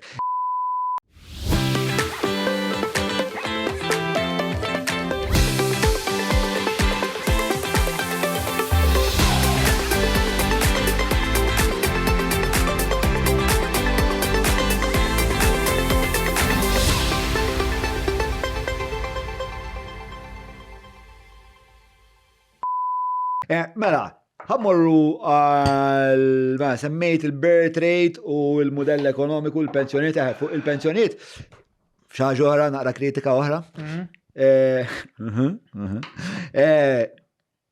Di li qal li Bernard Gregg qal jew il-Partit Nazzjonalista qalu li ħadd naqsu l-età tal-pensjonijiet. Jiena naħseb illi mhux fattibbli, jiena naħseb illi hija ħolma kif sejra d-demografika u kif sejra l-ekonomija u kif sejra l-bżonnijiet assolutament fantasija u nħoss li dik is-qarrija kienet interament irresponsabbli. Li ħannaqsu hija s-sena żejda kontributorja li daħħal fl-aħħar budget. Di li minn 40 sena kontributorja tal-aħħar għal 41 sena kontributorja. Tista' tiċċekkja eżatt il-quote kienet, però jiena nsostni li qasdik ma jista' jneħħi, jiena nsostni anzi li ħajġrilna sfortunatament bħal Franza illi iktar ma jgħaddu snin, iktar sena tal-irtirar ħajkollha tola għas sempliċi raġuni illi kif qed ngħidu birth rate baxxa, aging population, terġa' id-nies qed jgħixu iktar, jiġifieri iktar ħajkollna nies jinsostnu għal iktar ħin u plus li l-healthcare dejjem qed tola. Jiġifieri mhux qed nara sitwazzjoni fejn f'daqqa waħda ħajrnexxielna qasum waqfuha din il-ħaġa. F'pajjiż fejn l-ekonomija qed tikber u niftaħru b'kemm qed tikber li qed jiġġenera tanġit u jżid tant idħul. Illi ma dan idħul mbagħad biex taxxa qed inżidu bil-mod qed inżidu d-dejn. Tista' tfehmni f'dal kuntest ta' pajjiż illi suppost għandu mhux biex iżid il-pensjonijiet imma biex jagħmel ħafna iktar u mbagħad iridu nżidu din is-sena kontributorja oħra? Ara, minix might surprise you this, minix ekonomista. Imma meta tħares lej il-bqija tal-ekonomiji tal-Ewropa kollha tisofru minħabba fiha il-biċċa tax-xogħol. Ma nistax nimmaġna kif Malta minkejja li dawn l-aħħar snin kellha dan it-tkabbir ekonomiku ħatiġi ħasir imuni mill-problema kbira demografika li qed jaffaċċja assolutament kulħadd. Jekk intix il-Ġermanja, Franza, jekk intix iċ-Ċina, jekk intix l-Amerika ma nafx insomma, imma dawn l-ekonomiji kbar b'saħħithom, eċċetera. Diġà ara, il-verità hija li s-sitwazzjoni tal-pensjonijiet hija hot potato li l-ebda politiku ma jħobb ikellimna b'mod oġġettiv dwarha. Kelli fuq il-podcast il-David Spiteri Ginger u għamiltlu wkoll intervista għal Malta Sustainability Forum u tani l-istorja intiera, il-background story tal-pensjonijiet ta' Malta. Mela kien hemm punt fej inħolqu din il-kummissjoni għax il-World Bank kienu għalulna isma' jekk mhux se tagħmlu ħaġa fuq is-sistema tal-pensjonijiet tagħkom, is-sistema tal-pensjonijiet tagħkom ħadd ikollassa. Allura l-ewwel ħaġa li kellu jagħmel il-Partit Nazzjonalista fil-Gvern dak iż-żmien kien li jolli l-età tal-irtirar, xi ħaġa li kienet tista' timmaġna popolari immens magħna l-Maltin li aħna tant sbieħ u biżlin inkluż jien ma rridx naħdem. Iktar minn hekk, eventwalment bdew jindunaw li jisma' dan ma kienx biżejjed se jkollna bżonn b'xi mod inżidu l-workforce. Allura, eventualment, il-Partit Laburista ħareġ bl-idea ta' childcare biex ninċentivaw kemm jista' jkun nisa jitlu fil-workforce biex iħallsu wkoll il-bolol. Issa, dawk iż-żewġ variables labna bihom, issa, jekk ħanibqgħu bil-birth rate, bl-iktar birth rate baxxa tal-Ewropa, ħajkollna nduru għal xi ħaġa oħra. L-unika ħaġa li nista' nara nista' ndura huma tnej, jew ħajkollna nollu l-bolol u li ħajaqsamni bħala employer, please le, ma miltlek xejn sewa. U t-tieni ħaġa ħatkun li jolli l-età tal-irtirar. Jew kollha nemigraw li ċibuti. Jew nippruvaw nagħmlu inċentivi biex nerġgħu nibdew nżidu l-birth rate u kollu. Jew nagħmlu iktar babies, which sounds like the most fun option out of them all. Yes, all right, so anyway, naħseb li ħaġa li għandna nagħmlu huwa ma nibqgħux nonfqu kemm 700 miljun ġistmat fil-korruzzjoni. 700 miljun il-Grek kienu għallu. Ġifieri naħseb kieku nibdew minn hemm ma tkunx idea ħażina. Ikun pass tajjeb, nagħmlu iktar babies. Ma tkellimna ħafna fuq Bernard Gregg, tajt naqbdu hekk kollha kemm l-istorja ta' Bernard Gregg mhux ġejnu sejrin. Mela l-istqarrija x'kienet? Nationalist Party leader Bernard Gregg promised that a new PN government would repeal the raise of national insurance contribution. Okay, mela kif qala Mark. Ma jgdibx tala. Ma jgdibx, volja. Distanza qasem mistoqsija fuq di tal-pensjonijiet. Tista' mela ta' fuq Mark ħaninżal l-flok għax sir żibil. Mela, il-soluzzjoni hija li nżidu l-pensjoni u li nżidu l-birth rate. Sakemm dik is-soluzzjoni tibda ngħidu tibda taħdem within 5 years ta' gvern nazzjonalista. L-effett tagħha jibda jinħass 20 sena wara. In the meantime, x'għamlu? Mhux waħda ġifieri l-ewwel meta tkellem tanka fuq il-modell ekonomiku li naraw li jiżdiedu l-pagi, jekk jiżdiedu l-pagi u jola l-livell tal-impjiegi li hawn, ferħaj daħħal iktar f'taxxi. Inti il-kwistjoni tal-pensjonijiet għas tista' tħares lejha ġobha għax fil-verità mhux il-bolol li qed jitħallsu għalhom biss jagħmlu tajjeb għall pensjonijiet li qed jitħallsu llhom, ġifieri finalment il-gvern għandu budget wieħed tan-nefqa tiegħu. Jekk kif qed ngħidu hemm inqas ħela u sparpaljar ta' flus fil-korruzzjoni f'affarijiet oħra, inti wkoll huwa mod kif tista' tkun qed tagħmel tajjeb għall pensjonijiet.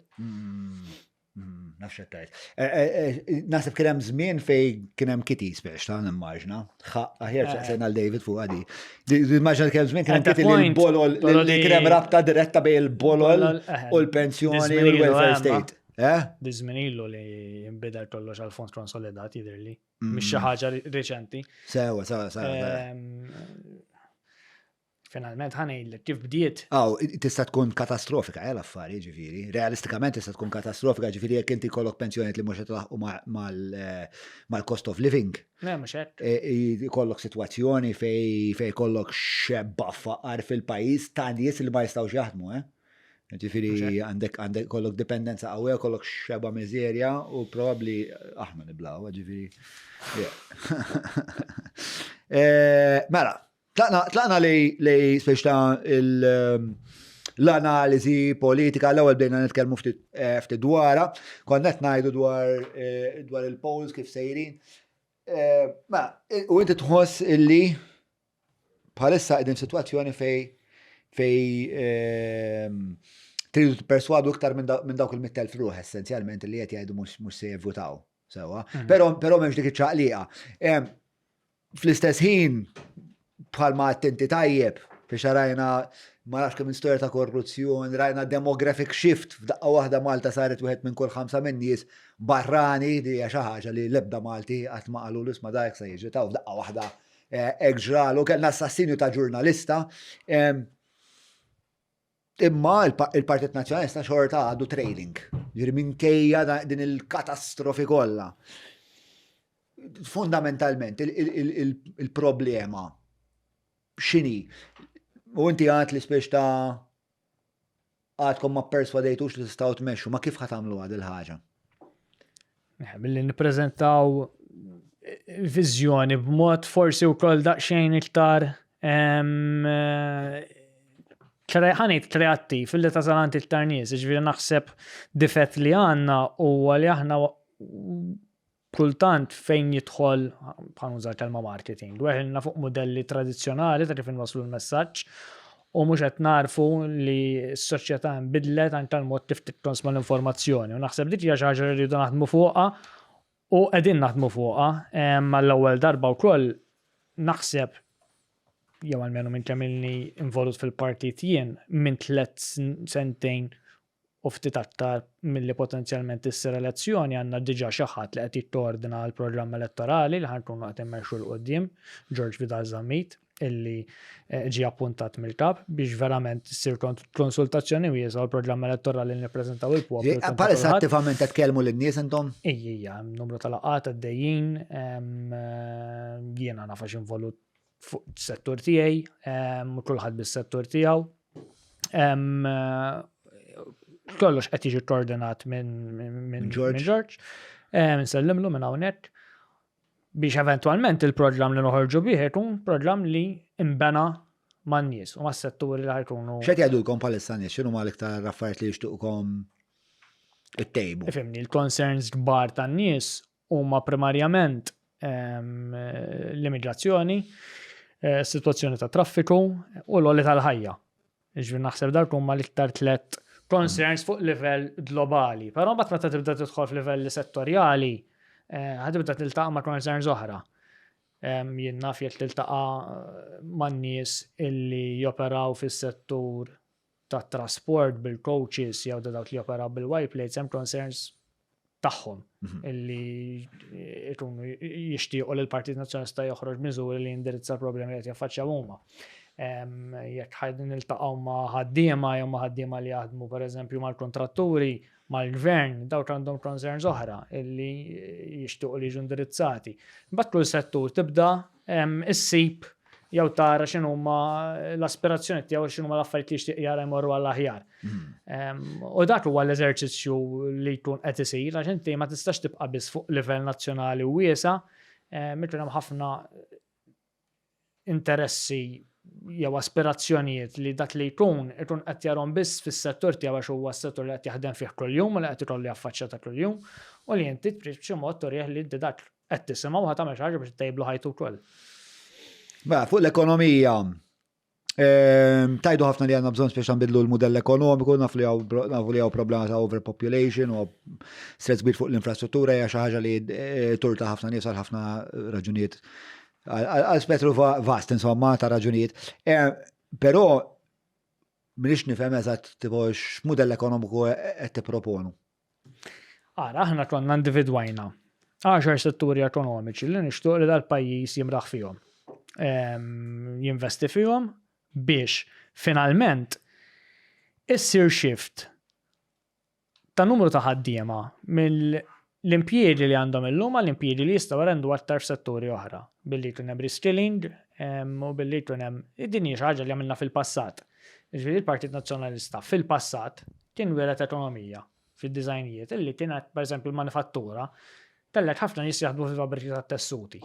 Tajjeb, eventwalment di ma baqgħetx xi ħaġa kompetittiva għalfejn għax daw bdew jindunaw li meta l-livell ta' pagi u ta' għajxin f'Malta beda jikber u l-pagi tal-ħaddiema bdew jitilgħu, daw bdew jindunaw li jisma' jaqblilhom issa jitilqu lejn l-Afrika ta' fuq jew jitilqu lejn l-Asja u jgħalqu l-operat tagħhom f'Malta. X'għamel il-Partit Nazzjonalista ma qadx jipprova jara kif ħajsussidja das-settur biex jibqgħu jħadmu l-ħaddiema ħares lejn setturi oħra u għamel trasformazzjoni tal-modell ekonomiku. X'kien għamel kien ħares lejn setturi ta' manifattura oħra li jagħtu pagi aħjar isir riskilin tal-ħaddiema u tal-ħaddiema bdew jaħdmu f'fabbriki tal-farmaceutika, f'fabbriki tal-ċipeb, tal-elettronika, fis-setturi mbagħad eventwalment anke tal-gaming u tas-settur finanzjarju, fl-avjazzjoni. Ġifieri din ix-shift għamilniha fil-passat, u naħseb irridu nerġgħu ngħaddu minnha biex naraw illi jkollna setturi ġodda. Illi pereżempju llum għandek l-AI li huwa xi ħaġa li qed tikber ħafna u li tista' tnaqqas ċertu hawn min jibża minnu l-AI li da jeħdilna xogħolna li minħabba fi ħaddiema jitilfu xogħolhom. Fil-verità li rridu naraw li nagħmlu għal jekk l-AI ħajjieħu ċertu xogħlijiet ta' data inputting ta' affarijiet li llum jagħmlu ħaddiema b'ċertu parla, dawk il-ħaddiema jiġu riskill biex ikunu jistgħu jsibu opportunitajiet f'industri li ħajtu ma' pagi aħjar. U dik hija trasformazzjoni li rridu naraw. Minn fejn nabdu għadi. Mela, ktieb li kull politiku Malti bħalissa għandu bżonn jaqra huwa The Wealth of Nations ta' Adam Smith. Ma nafx inti x'familjari miegħu. Smajt bih. Inti fl-epoka ta' Adam Smith, korreġini jidher li huwa xi 1730 xi ħaġa. Il-mudell ekonomiku tad-dinja kien jissejjaħ merkantilizmu. Fejn bażikament inti biex ikollok iktar ġid trid essenzjalment tmur tinvadi. Bażet mort invadi u tuħullar taħat ieħor. Sewa tmur il-Filippini u 1723 ma twilet. Meta ħareġ xi 1716 insomma, meta ħareġ Wealth of Nations. Mela, issa, mbagħad Adam Smith imma beda jifhem li le m'hemmx għalfejn nagħmlu hekk, hekk kalma naqa' kien kien Skoċċiż. Għallhom ħareġ dan il-mudell fejn inti trid tibda tifhem il-biċċa ta' art li għandek. Kemm tista' toħroġ valur minnha. U ħares madwaru dak iż-żmien l-Ingilterra kienet ħafna farms. U mbagħad daw il-farms li ovvjament l-art ittik ċertu ammont ta' wealth minnhom bdew jibnu fuqhom fabbriki fil-bidu kienu looms tat-tessuti. U bdew jindunaw li minn biċċa art li fiha daqshekk fej qabel kien joħorġu value ta' X, issa joħorġu value ta' 10X.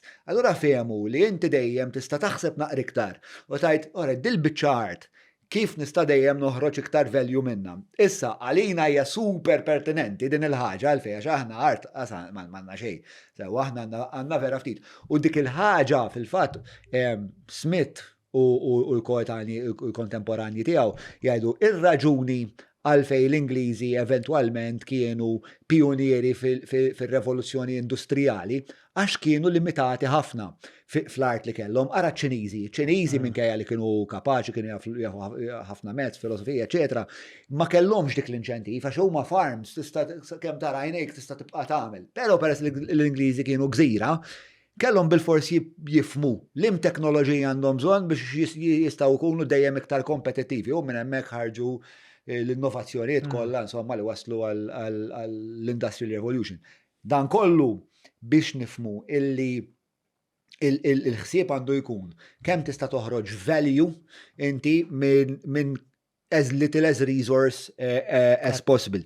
Allura, dan for me tiġi għal-dinamika jew għal-mistoqsija ta' incentives versus disincentives.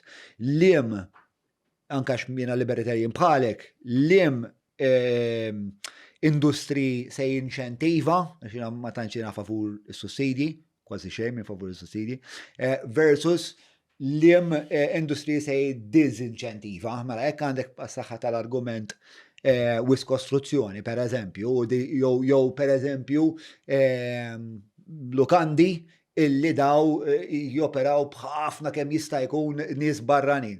Jekk inti ħajkollok dejjem ħaġġib mijiet oħra ta' nies barranin fil-pajjiż u daw joħolqu problemi infrastrutturali, mela niddisinċentivak billi nżidlek taxxa żgħira fuqhom daw. Bil-kontra, jekk inti tagħmel jinnaf pereżempju 3D printing right hemm fuq, sewwa, mela naqqaslek it-tax rate. Għalfejn, ħalli inti kemm jista' jkun. Tinċentiva, jaqbilli ħarek jekk għandi anke jekk pereżempju jiena bħalissa għandi business li għandu numru ta' kumpaniji, iktar nibda ninvesti fuq affarijiet li tax rate jaqbilli, eċetera, eċetera. So, għandkom dan il-pjan ta' inċentivi versus disinċentivi? Ridu jiġu inċentivati. Industri li huma ħafna inqas labor intensive minn oħrajn. Infatti fis-servizzju finanzjarju fil-gaming dak li kien sar, ġifieri kien hemm inċentiv ta' taxxa biex daw il-kumpaniji ġu Malta għalfejn għax inti tistaħdem mid-dar, tibin uffiċċju żgħar tista' jkollok ħafna nies illi qed jagħmlu xogħol li huwa ta' ċertu valur u ta' ċertu qlieħ illa ma jeħtieġ daqshekk spazju. Mux bħal fabrika, per eżempju, li għandek bżonn spazju enormi biex tagħti ċertu valur, speċjalment dak li qed jiġi manifatturat mhuwiex ta' kwalità miżjuda. Taf kif jiġifieri l-ħsieb huwa dak illi fuq livell ekonomiku jiġu inċentivati l-industri li huma inqas labor intensive u space intensive ovvjament f'pajjiż kif qed tajt inti. Li ħajkun interessanti eventwalment kif għax naħseb li l-politika li hemmhekk ħajkollha tersaq żgur bil-fors. Kif ħajsiru l-inċentivi versus disinċentivi, kif ħajjenażlu l-industri li ħajsiru inċentivati kontra dawk li huma disinċentivati u kif ħajsir il-monitoraġġ biex niżguraw li we are taking a return fuq dak li qed. Però se fattibli ħafna aħna l-fortuna tagħna li aħna peress li żgħar ħafna flessibli u la darba namlu pivotu strategija ħares li l-gaming u jekk tiġik tajba darba biex ta' għandek ġenerazzjoni jew tnej illi. U kifed li l-Partit Nazzjonalista għamilha fil-passat, ġifieri għandna kull kredenzjal biex nerġgħu. Kif jgħidu fir-reklam il-passat mhux garanzija tal-futur u għal daqstant. Ta' ma x'jgħidu iktar.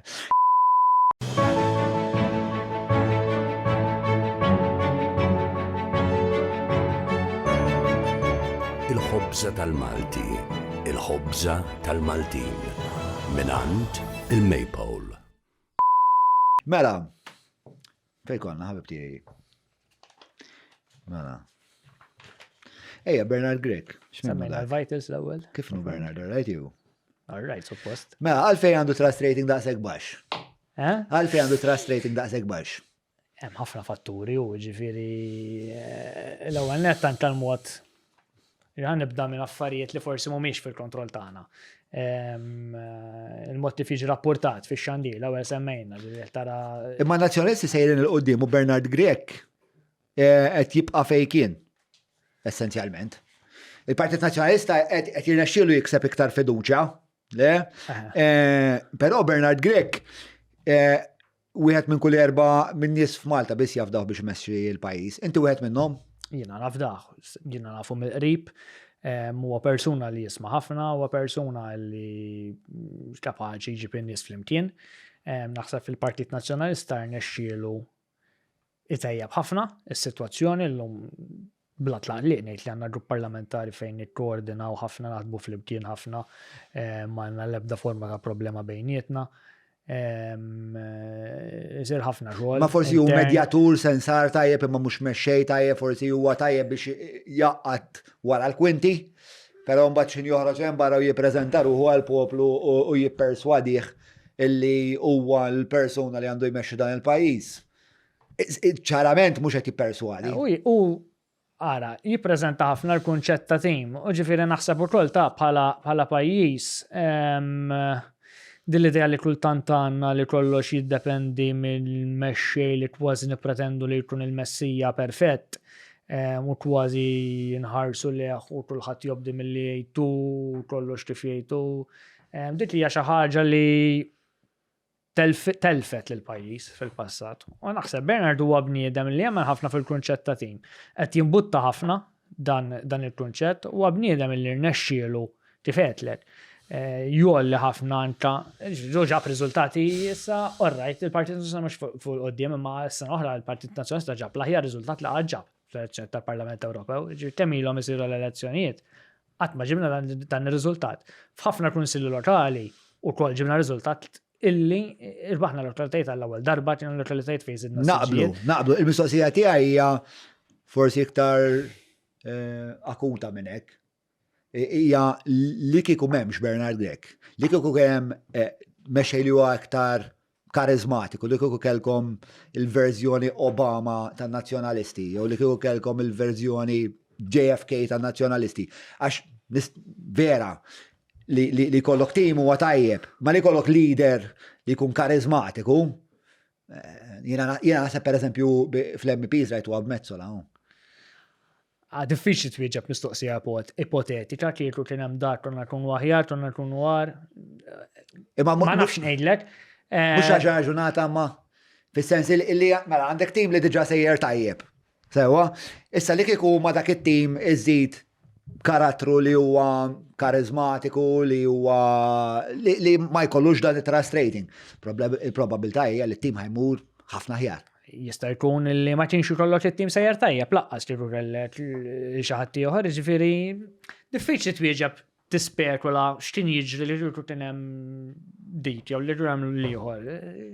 Is-sitwazzjoni li aħna għandna kap li jiġi magħżul mill-istrutturi tal-partit li votaw għalih it-tasserat li ġie konfermat f'Kunsill Ġenerali f'elezzjoni wara l-elezzjoni ġenerali. Illum għandu l-fiduċja tal-grupp parlamentari kollu, għandu fiduċja ta' ħafna fil-Partit Nazzjonalista, għandu fiduċja tal-istrutturi kollha tal-Partit Nazzjonalista. Naħseb li għamilna avvanzi kbar il-qoddim, baqgħanna xi jsir, żgur li baqgħanna xi jsir. Forsi rridu nippreżentaw aktar hemm barra minnu Bernard Grek u x'inhu l-karatteristiċi tajbin tiegħu, jista' jkun li qed noqsu fiha wkoll, aħna bħala partit fil-mod kif qed inwasslu l-messaġġ. Hemm affarijiet nistgħu nagħmlu aħjar, però ma ninsewx ukoll li naħseb il-propaganda kbira tal-gvern u tal-Partit Laburista ukoll li koll effett. Jiġifieri naħseb ċertu narrattivi u ċertu attakki li saru fuq ukoll ma jenux. Li kienu l-iktar attakki danneġġanti? Jekk tħares tul kemm il-lokab, attakki feroċi li anke jagħmel il-Prim Ministru fuq u b'mod kif jippruvaw jirredikolaw, il-mod kif jippruvaw ibaxxuh.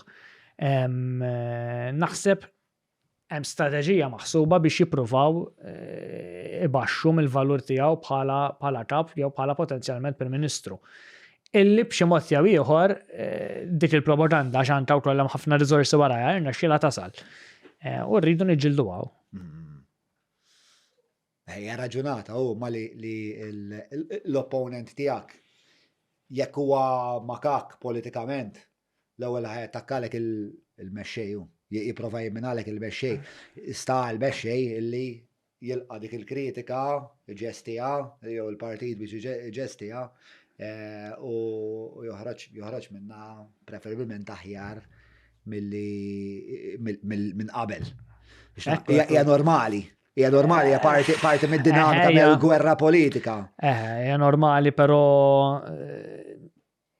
naħseb jiena qatt ma kienet fuq dawn it-tip ta' livelli. Aħna li ngħixu anka fil-Parlament il-mod kif jittratta magħna il-Prim Ministru, il-mod kif jitrattaw magħna anke tal-Partit Laburista kif jippruvaw ibaxxuna hija xi ħaġa issa jiena ma kontx fil-Parlament qabel ma nafx kien iċċekk minn dejjem, però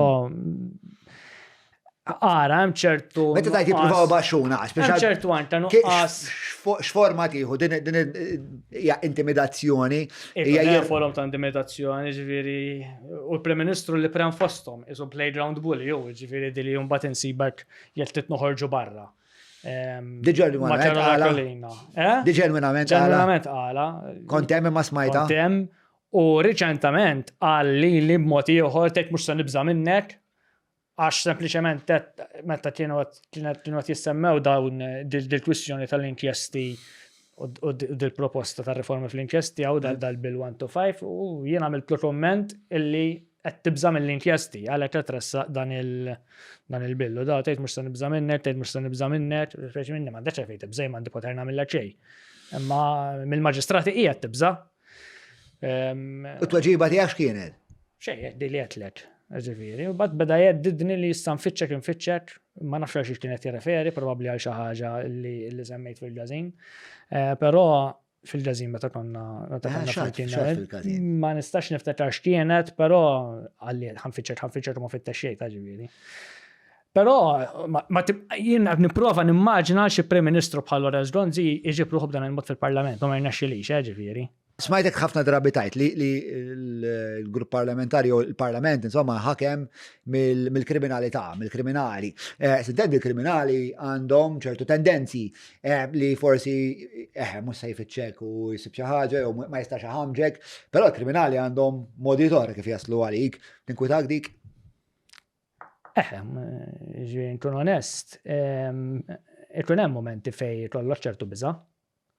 U kien hemm xi episodji fej ħaseb li kellek għalfej kollok il-biża'? Ara, jiena bdejt nirrealizza li l-politika f'dal pajjiż inbidlet u m'għadix kwistjoni ta' partit kontra partit imma m'għadix biss ġlieda bejn l-idejat kif suppost kienet il-politika xi darba ma saret kwistjoni ta' partit bl-imperfezzjonijiet kollha tiegħu ma' entità li iktar saret ixxaqleb organizzazzjoni kriminali mill-lejn partit.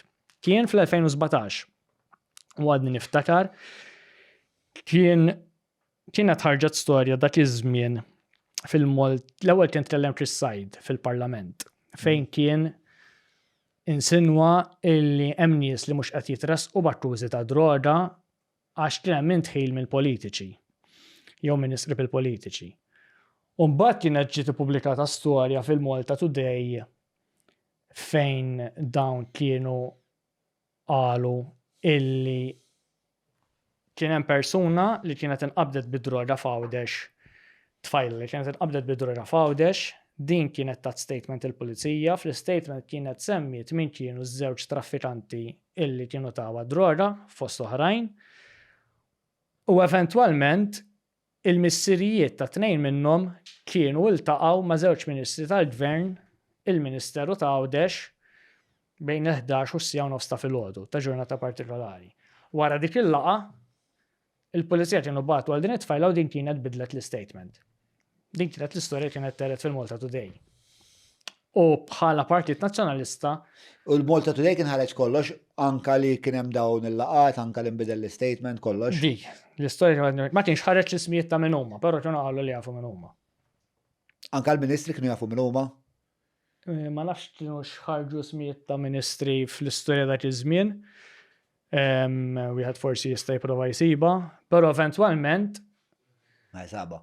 Ok, Eventualment, mbagħad għadni niftakar fit-28 ta' frar, konna ħana għamlu press conference bħala partit biex nitkellmu fuq għadi, dak skandlu politiku, għall-redazzjoni għaw li għandek żewġ ministri tal-gvern qed jiltaqgħu mal-missirijiet ta' nies li ħajkunu akkużati bit-traffikar ta' droga u dawn għax jiltaqgħu magħhom mbagħad imorru fuq il-pulizija u jġelhom bidlu statement ta' dil-persuna li kienet semmietu.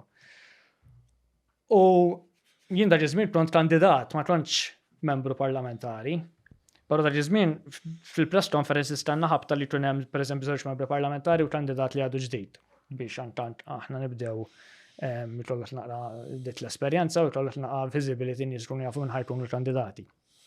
U qegħdin id-dar ċentrali jiena u l-persuna l-oħra u jasal id-deputat li uħor li kien ħajkun f'din il-press conference u jgħidilna li kien hemm forma ta' teddit minn xi ħadd minn dawn involuti.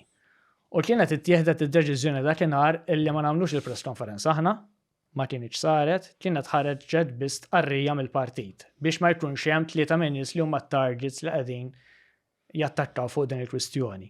Eventwalment mbagħad xi ġimgħa wara kienet Defni tal-Marja Galizja li kienet semmiet minn huma n-nies fejn saret dil-laqgħa minn kienu l-ministri u kienet ħarġet l-informazzjoni kollha. Wara li mbagħad kienet mbagħad kixfet minn kienu Defni mbagħad dew isiru anke press conferences minn deputati u minn kandidati.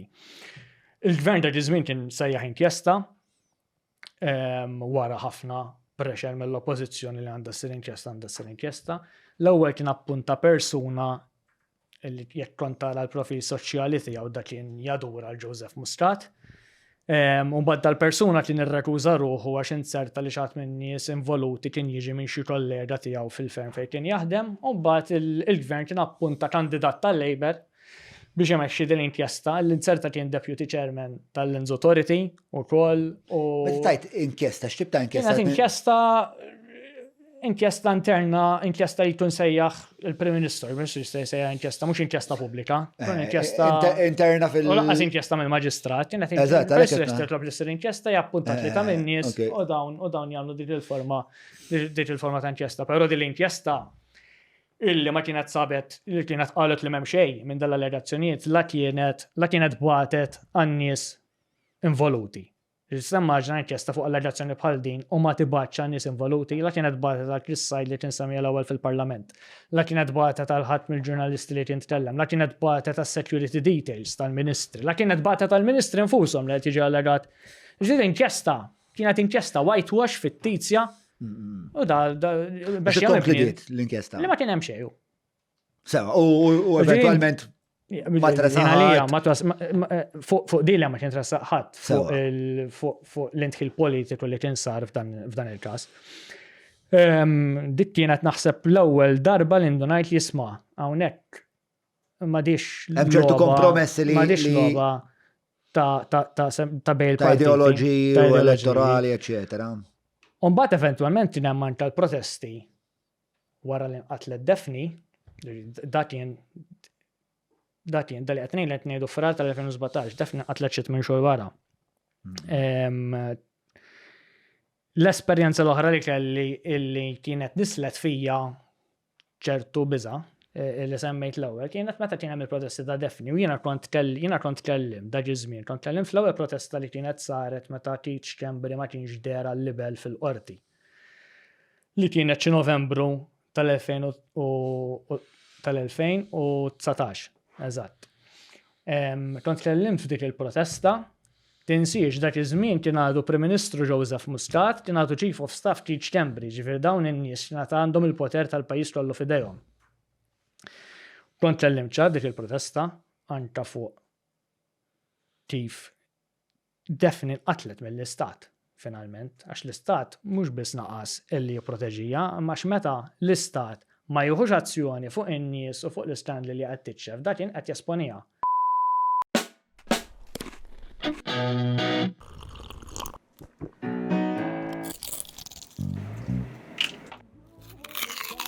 know your food. Book your food intolerance and allergy test now. Browns. Pero eventualment, ġri kont kellimt dik il-protesta, mbagħad kont terġa' tkellimt fil-protesta li kienet saret f'Diċembru ta' dik is-sena li xi ftit ġranet wara mbagħad kien irriżenja Joseph Muscat. U dak iż-żmien kont sibt il-karozza tiegħi midrufa minn wara sa quddiem, ġifieri mhux bieba, bumper bieba u bumper. L-intenzjoni kienet li ġat jgħidlek isma' nafu li mill-karozza tiegħek. U fil-kuntest dak li ġara l-defni kienet xi ħaġa li kienet nissel ċertu biża'. Tajjeb. So Għad skoprejt minn kien jew? La. Le. Ipotezi? Ma nafx. Tasab li kien xaħat, ġviri, tasab li kien xaħat li kien sempliciment diehard laborist li rasu sħuna. Jista' jkun. L-istat, m'għandekx ipotezi either way. Però u jekk minx tibża, jekk minx tifhem ma xiex qed inħabtu wiċċna bħalissna. Ġifieri meta tara anta l-liġijiet li qed jitrasqu bħalissa partikolari biex jiġu protetti l-kriminali, din li tresqet fuq l-inkjesti maġisterjali hija li jew xena minn kull aspett. Għalfej, ma tantx kelli ċans kont qed nagħmel affarijiet oħra, qed nisma' fl-isfond li hemm dan hemm dan il-abbozz jew ma nafx aħjar tinżaw għali inti Hemm ħafna punti ta' nipprova ndurhom b'mod sempliċi. L-ewwel qed tagħmilha ħafna iktar diffiċli għaċ-ċittadin li jiftaħ il-forma ta' inkjesta. Mela llum ċittadin jekk iħoss li l-pulizija qed tonqos milli tinvestiga xi ħaġa, jista' jmurru għand il-maġistrat, jindikala x'rejat jaħseb li ġkommess u minn forsi jistgħu jkunu suspettati. Sewwa.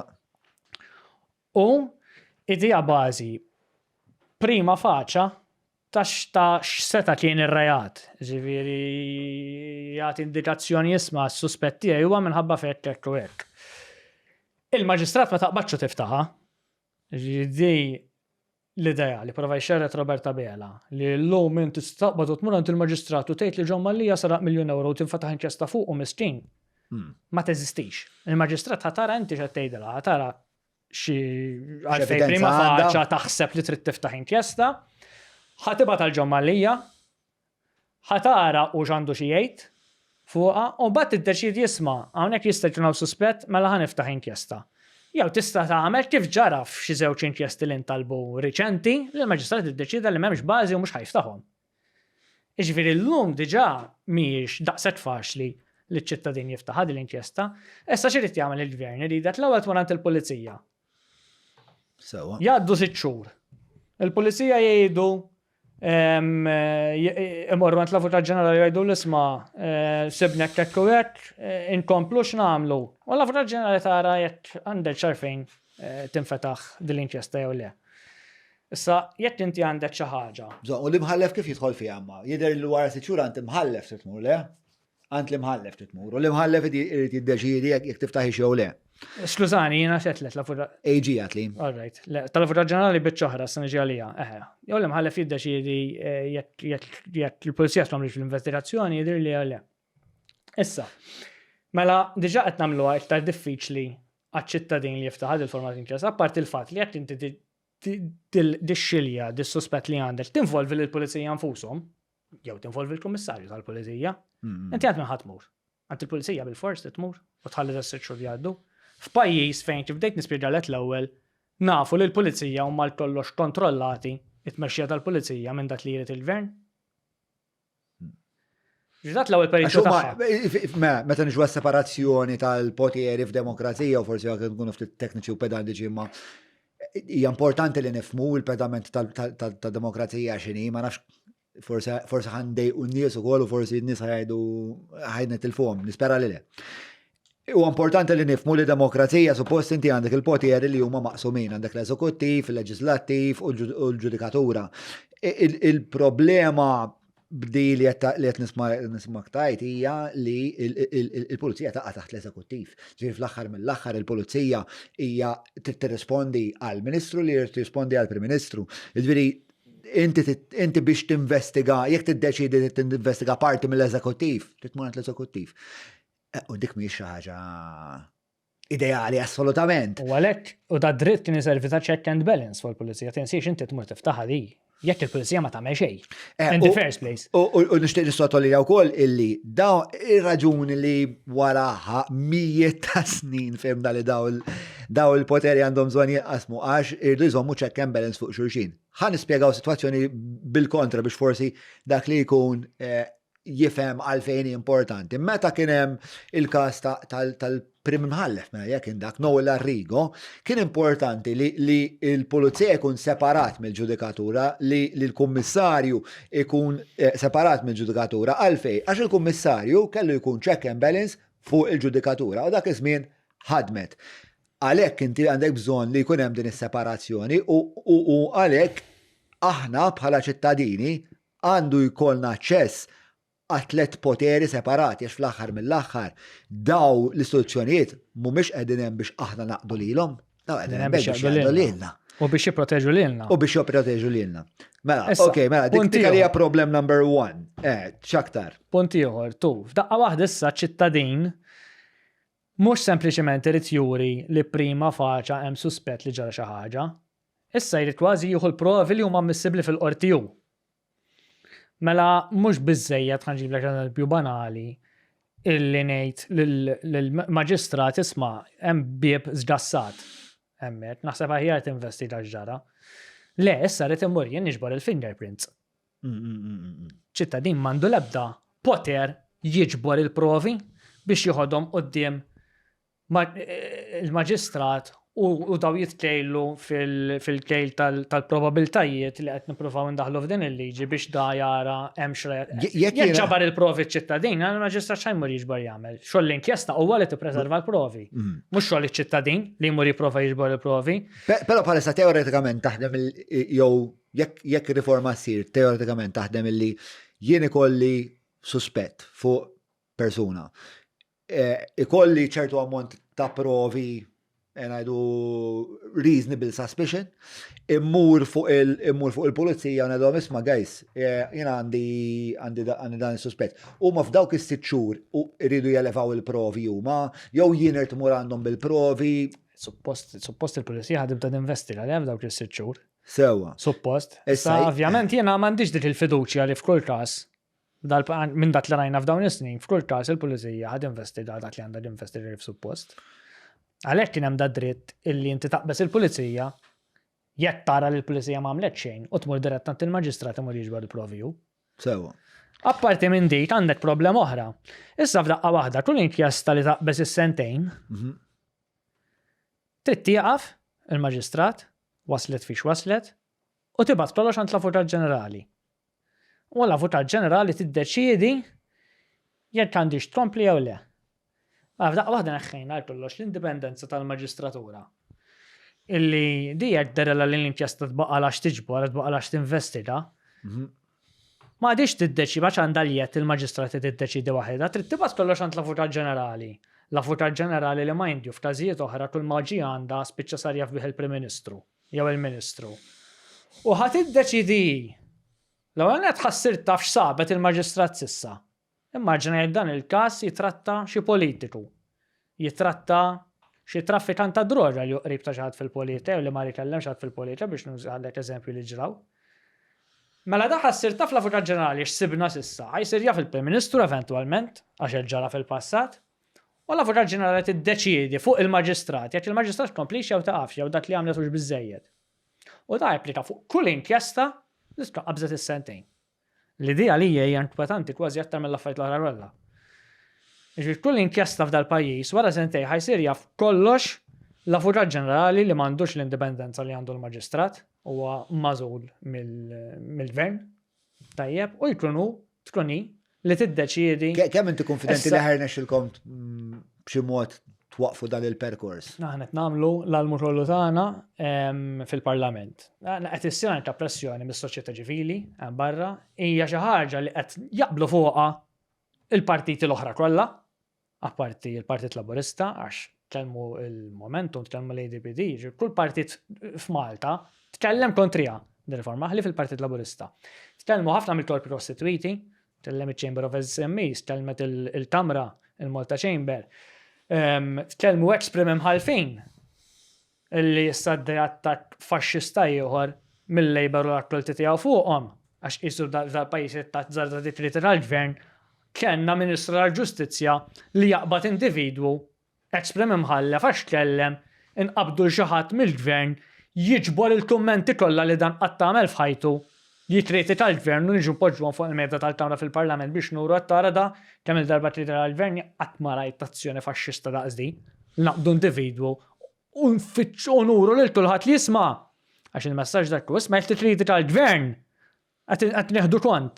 Aħna u meta jiġi l-waqt ħanattattaw bija. Dak il-messaġġ li jridu jibgħatu hemm barra. Din hija riforma li ħadd ma jaqbel magħha f'dal pajjiż.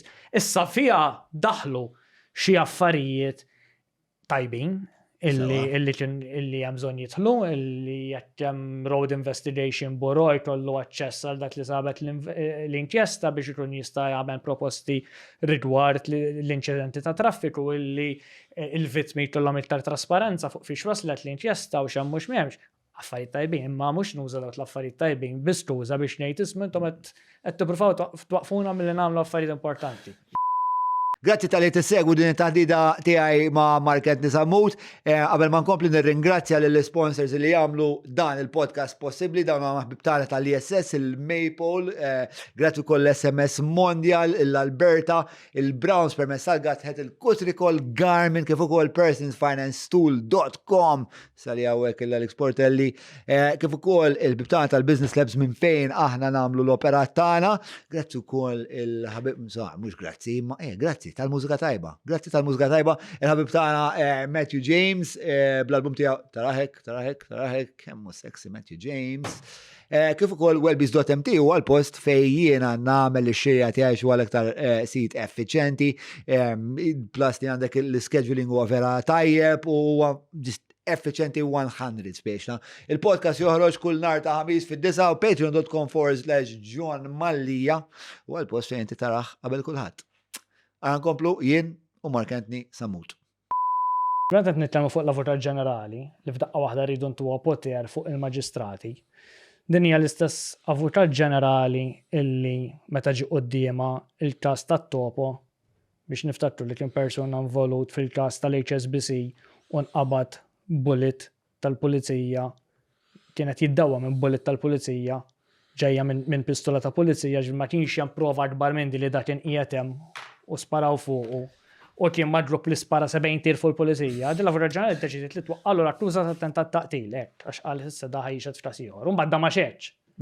Tajjeb, din hija l-istess avukat ġenerali meta ġie quddiem għall-każ tal-Pilatus inkjesta kien tkellem fuq Roberta Colina u pubblika ktieb li daħal fid-dettal ħafna fuqha, inkjesta li tmexxiet minn maġistratin Farrugia illi kienet voluminuża jidher li qribet minn 100,000 paġna ta' provi li nġabru minn dan il-bank.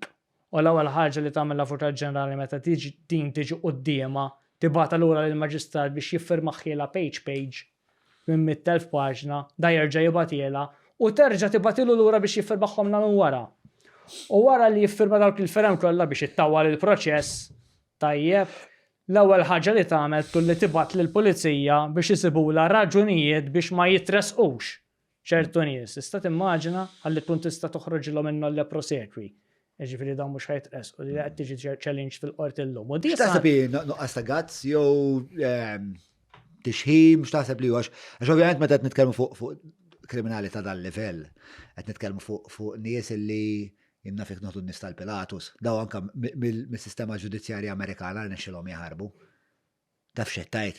Da kellu kas maqtuħ kontriħ, kellu kas maqtuħ kontriħ fl-Amerika u d-DOJ stess wara li l-qorti sabet ħati, sabet bċakar ta' iġvi suppost il-prosekuzzjoni.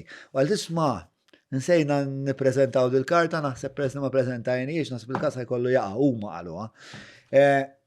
Ġviri għara xi kwalità ta' x'livell ta' gangsters.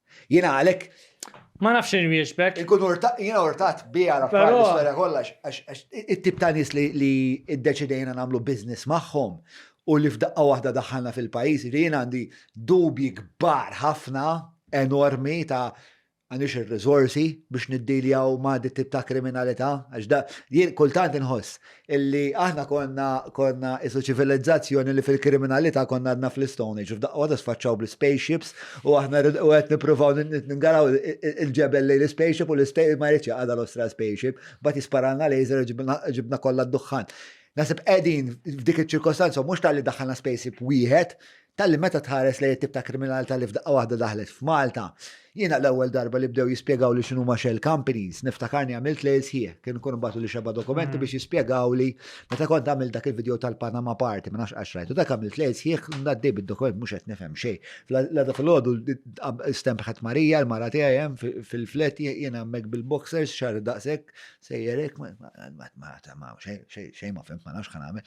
Tant kienet ikkumplikata għalina li sa dak iż-żmien aħna x'kien tixħim tmurant il-Ministru itti 10,000 u jtik dik il-biċċarat, jew jtik il-tender. Kienet vera sempliċi, jew, biex ta' kważi nostalġiku għazmien meta l-fottimenti daw kienu. U dini il-mistoqsi, hemm żewġ inkwiet, ijiet, fija l-biċċa xogħol, one li forsi aħna kitid għalija. U tu, li tibda tajt tkun l-AG, u daj ċemplu l naf minn xi pajjiż, jgħidek isma' qalbi. Importa, dik naraw x'ħanamlu fuqha, thank you, ciao. U tibda tajt imman għalla fiex tħalt. Issa, taf tajdli, u naħseb għandek kollok raġun tajdli, ma titħolx għalija.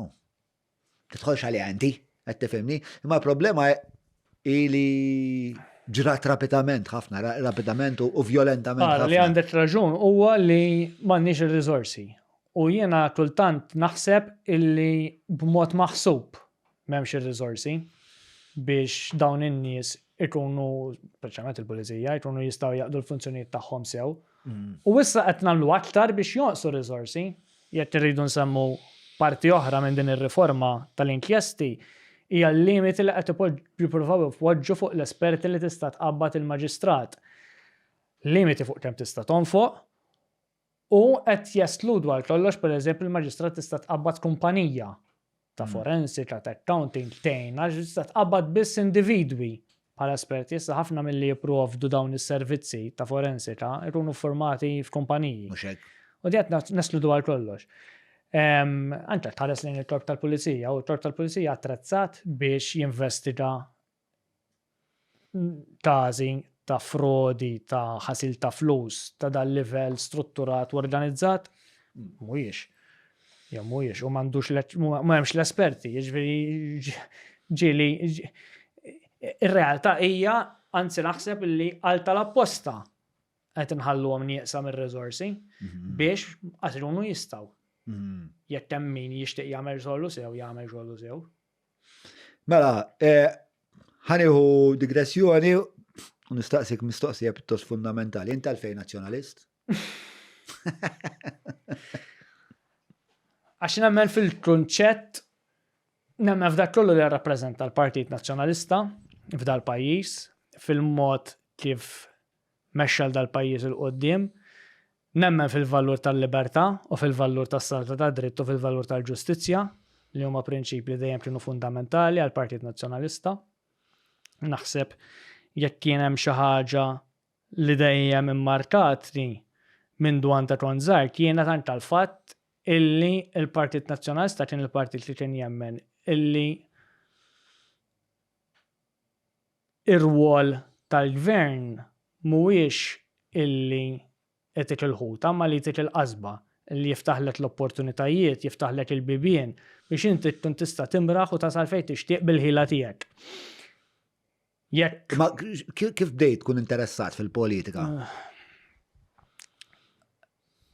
Kif bdejt nkun interessat fil-politika? Fil-verità, meta kont żgħar kont biss insegwi il-politika, qatt ma ħlomt li nkun fil-politika, anke x'jiena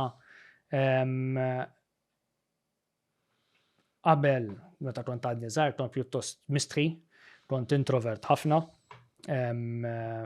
anke bejn grupp ħbieb, kont forsi l-inqas wieħed li nitkellem jekk qegħdin f'kuntest ta' diskussjoni, ta' laqgħa ta' xi ħaġa serja. Wallu qatt ma immaġinajt ruħi li nista' qatt inkun fil-politika, ġast kont insegwija bħalma jsegwija kulħadd. U l-Gudja mhux essenzjalment eżattament stronghold nazzjonalista. Ġifieri għalkemm il-Gudja però l-ewwel inkontru tiegħi mal-politika jien twelid il-Gudja sewwa, twelid fl-86 fi frar. F'Diċembru tal-86 il-Gudja nqatel Raymond Caruana. U meta kont żgħir dak il-qtil kien għadu pjuttost frisk, speċjalment fil-Gudja, fil-ġenerazzjoni ta' missieri li l-Raymond kien jafuh bħala żagħżugħ ftit iżgħar minnhom, illi dak kien ikun magħhom. U l-ewwel inkontru li niftakar mal-politika jiena huwa dak konna mmorru għand in-nanna il-ħadd wara l-quddies, forsi flaxija wara l-mużew, jiena u ħija u dik kellha dal-almanakk u aħna min jasal l-ewwel kien lesti jaqlibilha dal-almanakk bid-data tal-għada u l-istiker li kellu fuq dal-almanakk kienet stiker ħamra b'Raymond Caruana mejjed mal-art u fuqha il-martri tal-libertà. U jiena kont żgħir di xinija tar-raġel mejjed mal-art speċi qatt ma tajx tasa mill-ewwel, eventwalment meta bdejt nilber naqra bdejt nistaqsi ma di martri tal-libertà x'inhi? Għalfejn martri tal-libertà. Martri ma fimta, għax ommi minħal qormi għalli għal-martri huwa San George. Martri huwa xi ħadd illi miet għax kien jemmen falla u baqgħet li jemmen falla. Ma għalfejn martri tal-libertà da żagħżugħ. U ir-risposta kienet illi għax da miet għax kien jemmen f'partit u bis-saħħa tal-mewt tiegħu ġibna l-libertà. Li kienet pjuttost xokkanti għalija għax temmen f'partit tmut, tinqatel f'dal pajjiż. U ma kien, Malta kienet. U l-ikbar weġġa li għandi hija li Malta hemm reġgħet marret li għax persuna titkellem fuq x'qed jiġi fil-politika mietet ftit snin ilu. Però l-impatt li ħalli fuq l-assassinju ħankellmek, ma nixtieq nifhem iktar. U dal-kunċett ta' libertà kien pjuttost qawwi wkoll dak iż-żmien. Ġien niftakar noħorġu morna ta' qali bil-karozza u missieri kuntent li jista' jħalli l-gazzetta fuq id-dashboard. Iżda diġà ħaġa kbira x'il-gazzetta l-mument issa l-ħadd xtra m'għandux għalfejn jaħbiha u jista' jħalliha tidher fil-karozza u ħadd ma jkissirlu l-karozza. U għax issa fuq it-television qed tara għandna programmi bħal aħna u maħniex. U jwaqqaw għaċċaj tal-gvern. Mur immaġinadi fil-passat tgħid xi ħaġa fuq Mintof jew fuq Tarmen u kif kienu jitluk.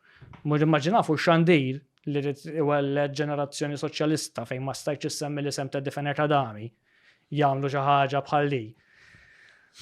U baqa' qawwi fija dal-kunċett li jisma' fl-aħħar hawn il-libertà tista' tgħid li trid mingħajr biża' mingħajr ma jagħmlulek xejn.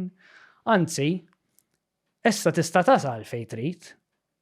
Missier kien jgħidilna studjaw ħalli ma tiġu bżonn ħadd, ħalli ma jkollokx farfejt ma' ministri, missier kien jiftaħar li ma kienx jaħdem mal-gvern u dejjem ħadem mal-privat, ħadem ftit mal-gvern meta beda u kien iddejja għax naffejtien il-waterworks jidhirli, għax ma kienx ituhom x'jagħmlu, ħadd jitkellem fuq il-politika u inti kważi tiddependi minn hemm fil-gvern biex timxi l qudiem jew le, u dejjem ħadem mal-privat. Ħalli jgħidilna studjaw ħalli tasal bil-ħila tiegħek u issa tista' tistudja li trid u tista' tmur l-università u m'għandek bżonn parrini u m'għandek bżonn ħadd u li titgħallem bil-ħila tiegħek u li dak ma jħodulek ħadd.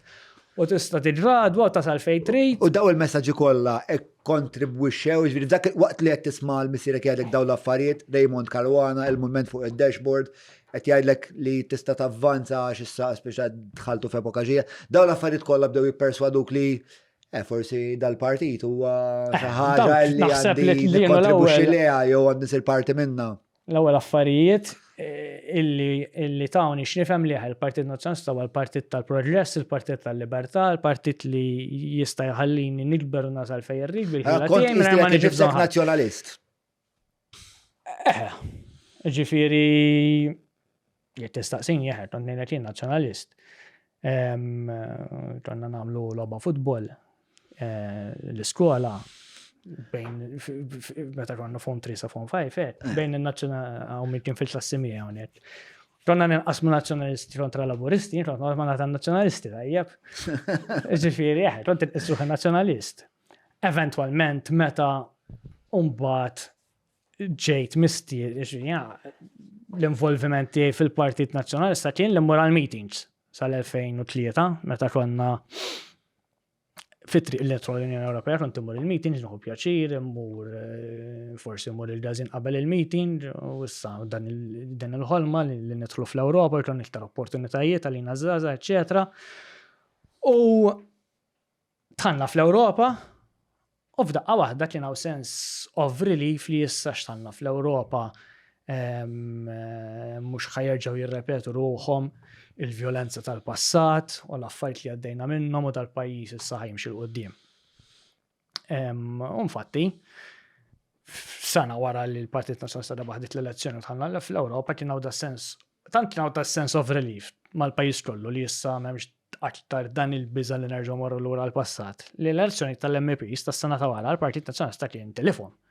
Tlieta bit-tnej u kienu ġew. Ġew tlieta bit-tnej kien hemm ħafna li kienu vvotaw lil Arnold Tassola dak iż-żmien kieku tenna siet MPs Kien jitla' Tassola. U dak kien xokk niftakar għal ħafna li kienu fil-Partit Nazzjonalista. Wara dik l-elezzjoni tal-MPs kien bata lija dak iż-żmien l-Assistent Segretarju Ġenerali tal-Partit Nazzjonalista Angelito Xiberras kien dak iż-żmien u jien edda xi rid. U mort u kien qal jisma' l-partit jixtieq tikkontesta għall-elezzjonijiet tal-Kunsilli Lokali. Mhux dik is-sena ta' wara dawk kienu fl-2004, fl-2005, fis-sajf tal-2005 kien bada lija. U l-ewwel ħaġa li qedlu kienet li qatlu mhux tajjeb ma ninqalax. Ma tinqalax dak iż-żmien kont għadek mhux konfidenti tidher qudiem in-nies u tiddibatti hekk. Għax-xejn. Anke biex nitkellem. Ma kienx għalik. Le. L-unika ħaġa li kont dejt nagħmel biex nipprova nidra noħroġ daqsxejn mill-qoxra il-tappillan li kien hemm il-rudja ta' ġiżmien kien qabbad din iħossib wieħed mill-gruppi fil-Youth Center tal-parroċċa li kont nattendi. U allura kelli darba fil-ġimgħa nagħmilhom laqa il dawn iż-żgħażagħ, kont l-unika mod kif bdejt nipprova irrabi daqsxejn konfidenza, apparti li fil-Youth Center il-rudja konna nagħmlu diversi plays, u kont nieħu sem, plays ta' Shakespeare, pantomimi, pageants tal-passjoni. Però xorta għatlu le. Però għatlu le, u primarjament għatlu għax jiena involut ħafna fil-volontarjat, fil-rudja għatlu nħossib iż-żgħażagħ il-Youth Center, għatlu involut fil-futbol, nikkoċja tfal. Indoq l-ordni mal-ġor tal-parroċċa, għatlu nejn fil-fest, għatlu marriċ nittimbra ruħi ma' partit jien. Femt? U għatlu le, u mort id-dar, u għatnejt il-missieri, l-ewwel partit ta' missieri kien tiċċappas ma' partiti. U għatlu le, insomma, u bat għadda ftit żmien u kien bat għalija Lorenz Ronzi. U Lorenz Ronzi diffiċli tgħidlu le, insomma, u speċjalix minn hemm għetlu iva. Għalfejn diffiċli tgħidlu le Gonzi? Għax kien diffiċli tgħidlu le, ġifieri tgħid tipprova nġib dawn l-argumenti, u kull argument li nirnexxielu jirribattih, ġifieri qed għax jiena involut ħafna fil-volontarjat. Għalli imma isma' nies li huma involuti fil-volontarjat huma nies li ħajatu ħinhom biex itejbu l-lokalità tagħhom. Taf kif? Kien l-ewwel darba li tqajt ma' Gonzi? Ejja. U kif kienet l-esperjenza? L-esperjenza il-tqajt ma' bniedem illi tani irnexxielu jikkonvinċini kemm il-politika hija sabiħa din-naqalaqa u kemm tista' tagħmel ġidbiha anke fuq livell lokali. Li spiċċajt ħrix minn hemm qed iva. Ġifieri dak il-ħin stess ma għalekx mur u ma batet Luiva. Ħrix tal-elezzjoni tal-Kunsill Lokali insomma u kont lajt mill-ewwel fil-2006. Żgur għax inti għalax kellek networks fil-komunità u. Ma xek kont involut ħafna qdiet u hekk allura kien jiraw ir-rexta f'dawn il-plejs u allura għara żagħżugħ jaħdem kulħadd jafu fint taf kif u ejwa meta bdejt il-house visits dak iż-żmien niftakarni bir-roda l-esperjenza li ħanħabbat il xi ħadd biex nipprova ngħidlu jivvotali. Ġifet li ġiġi kemm għamilt house visits tul ħajtek? Hawnhekk hawn sieħbek li ġieli tak parata wkoll fihom daw. Mela, tista' tispjega lil xi ħadd bħali li ma tantx huwa mitla ta' daw it-tip ta' eżerċizzi il-house visits kif taħdem speċa l-istrateġija tagħhom tal-house visits x'inhi u nimmaġina li huwa eżerċizzju soċjoloġiku min jaf kemm titgħallem affarijiet waqt li inti qed tkellem il-dak u l-ieħor li qed tidħol fid-dar tagħhom qed jaqsmu miegħek l-ħsibijiet tagħhom li jista' diverġenza politika, different Inti tidħol views. fil-bidu minna li ħanidħol ħanqot nidilhom fuqi u ħanitkonvinċjom kemm. Sales mhux hekk jaħdmu zibi. U ġin titmur les li ħanajdilhom isma' jiena Markant nisamut għandi 30 sena mill-Gudja, tħejja ġal-Kunsill. Ir-realtà hija li mbagħad titgħallem tinduna li hija esperjenza fejn aktar ħadd tisma' mill-ħaġejt. U kull esperjenza, kull laqa hija tijaqa li inti tiftaħ fuq parti tas-soċjetà jew problemi fis-soċjetà li inti ma kontx konxju minnhom ħafna drabi. Qabel ma bdejt nagħmel il-house visit jiena kont konxju mir-realtà tiegħi, mir-realtà tal-ċirtu ta' ħbib tiegħi, u ma kontx konxju ta' ħafna realtajiet oħra li hemm fis-soċjetà. Ġifieri l-esperjenza tal-house visits kienet dik li kabritni anke fuq livell lokali, ġifieri, u mbagħad aktar fuq livell ta' distretti meta toħroġ fl-elezzjoni ġenerali. Kienet dik l-esperjenza illi fetħit li għajnejja fuq realtajiet differenti, ġifieri inti tibda tidħol għand familja u tiltaqa' magħhom li għadu kemm tilha tifel b'overdose. U di qed tiftaħ qalba miegħek illi tidħol għand xi ħadd. Ħanibqgħu naqra fuq dak il-mument. Inti tħalt għand xi ħadd, inti qiegħed hemmhekk biex tirreklama lilek innifsek u di qaltlek isma' t-tifel għadu mitli b'overdose. Ma jistax nimmaġna x'naqmel tipo ma kif inġestija. Tisma' ftit hemm xi tgħid u ġifieri tisma' l-esperjenza tagħha x'kienet minn xi xadda minn xi ġaddew. Mhux ħanoqgħod ngħidilha x'għamiltien fil-kunsill jew għal xi hija esperjenza fejn inti tisma' u tipprova tkun hemm għaliha f'dak il-mument illi di qed tiftaħ qalba. Ġifieri u minn daw ikollok ħafna ta' affarijiet li ma tistax timmaġina, ġifieri, tħalt għal bniedem filli qed ikellimni filli kważi ħajnfaq jibki qed jgħidli li għaxaw mititlu l-mara ftit tax-xurilu li filli ma kellha xejn, filli mara l-karozza ħajwassalha u filli telgħu jsiba titjattar tal-qalbu mititlu fil-post. U dat jirrakkontalek l-esperjenza.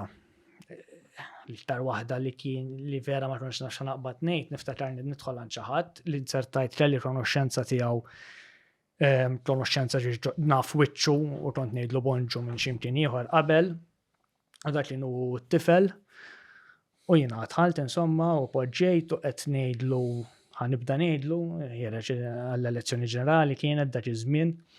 U f'daqqa waħda qed naraħ li qisu moħħu mhux hemm.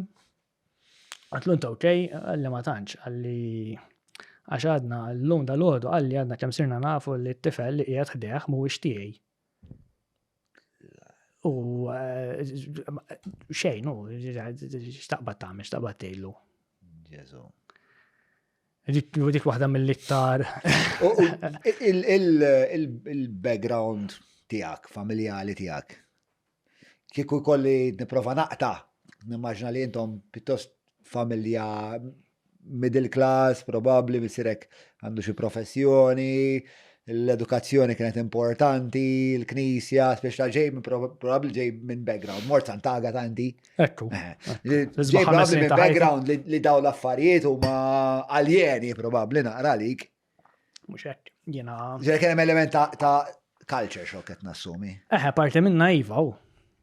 Ġifieri jiena tlajt familja fejn aħna qegħdin tliet aħwa subien, ommi ħafna drabi konna nsibu għad-dar, kienet tagħmel part-time fil-għodu li kienet mura liħ bil-mixi biex trabbi lilna, missieri xogħol, missieri kien jaħdem, missieri sewi marni tal-ħjata u kien technician ġo Babbel, allura kien ikun fil-għodu xogħol, ġili bl-overtime bat jiġi d-dar, kien jisewi naqamarni għar-rasu, kont żgħir niftakru anke jagħmel il-liċenzji tad-dawl u jistudja anke flaxija biex jagħmilhom, ġifieri konna familja li isma' inti taħdem tirsisti biex tasal fejn tixtieq, biex trabbi familja, u daw ir-realtajiet problematiċi soċjoloġiċi anke ċertu taħbieb illi konna santar ta' żmien ħafna minna konna ġejjin minn familji ta' dat tip, middle class, dak iż-żmien konna bil-common entrance, allura biex tidħol hemm ikunu irrid tagħmel l-eżamijiet, allura kollha kienu żgħażagħ ta' ċertu akademika. livell speċi. Allura daw ir-realtajiet pjuttost taljien tibda tiltaqa' ma' ftit fil-junior college u fl-università ma' xorta waħda uġi meta tibda tmiss man nies f'dan il-livell li tidħol fil-Ċina u jaqsmu magħhom dawn ir-realtajiet hija fil-bidu tkun culture shock u mbagħad tkun xi ħaġa li tkun tixtieq tagħmel xi ħaġa biex tgħin fiha. Jiena qatt ma dħalt pereżempju għand xi ħadd illi jgħix ċertu livell ta' faqar li żagħżugħ ta' 16 sena ilu żmien ma jiekol biċċa laħam pereżempju. Hija xi ħaġa li kienet aljena għalija. Mela, interessanti, interessanti, grazzi ta' dak l-insight ta' kif ovvjament żviluppajt. U fl-istess ħin waqt li inti għaddej minn dawn l-esperjenzi, x'qed tara jinbidel fik? U għan tibda ssir konxju illi isma' mhux kulħadd għaddej tajjeb. U mhux kulħadd għandu bżonn l-istess affarijiet mill-politika qisu. Mhux kulħadd għandu bżonn l-istess affarijiet u ma tistax taqbad u tiġġudika r-realtajiet li qegħdin fihom ħadd ieħor. Jiġifieri ikun hawn min jgħidlek isma' llum hawn l-edukazzjoni, hawn l-opportunità ta' xogħol, min ma jasalx għax ma jridx hu.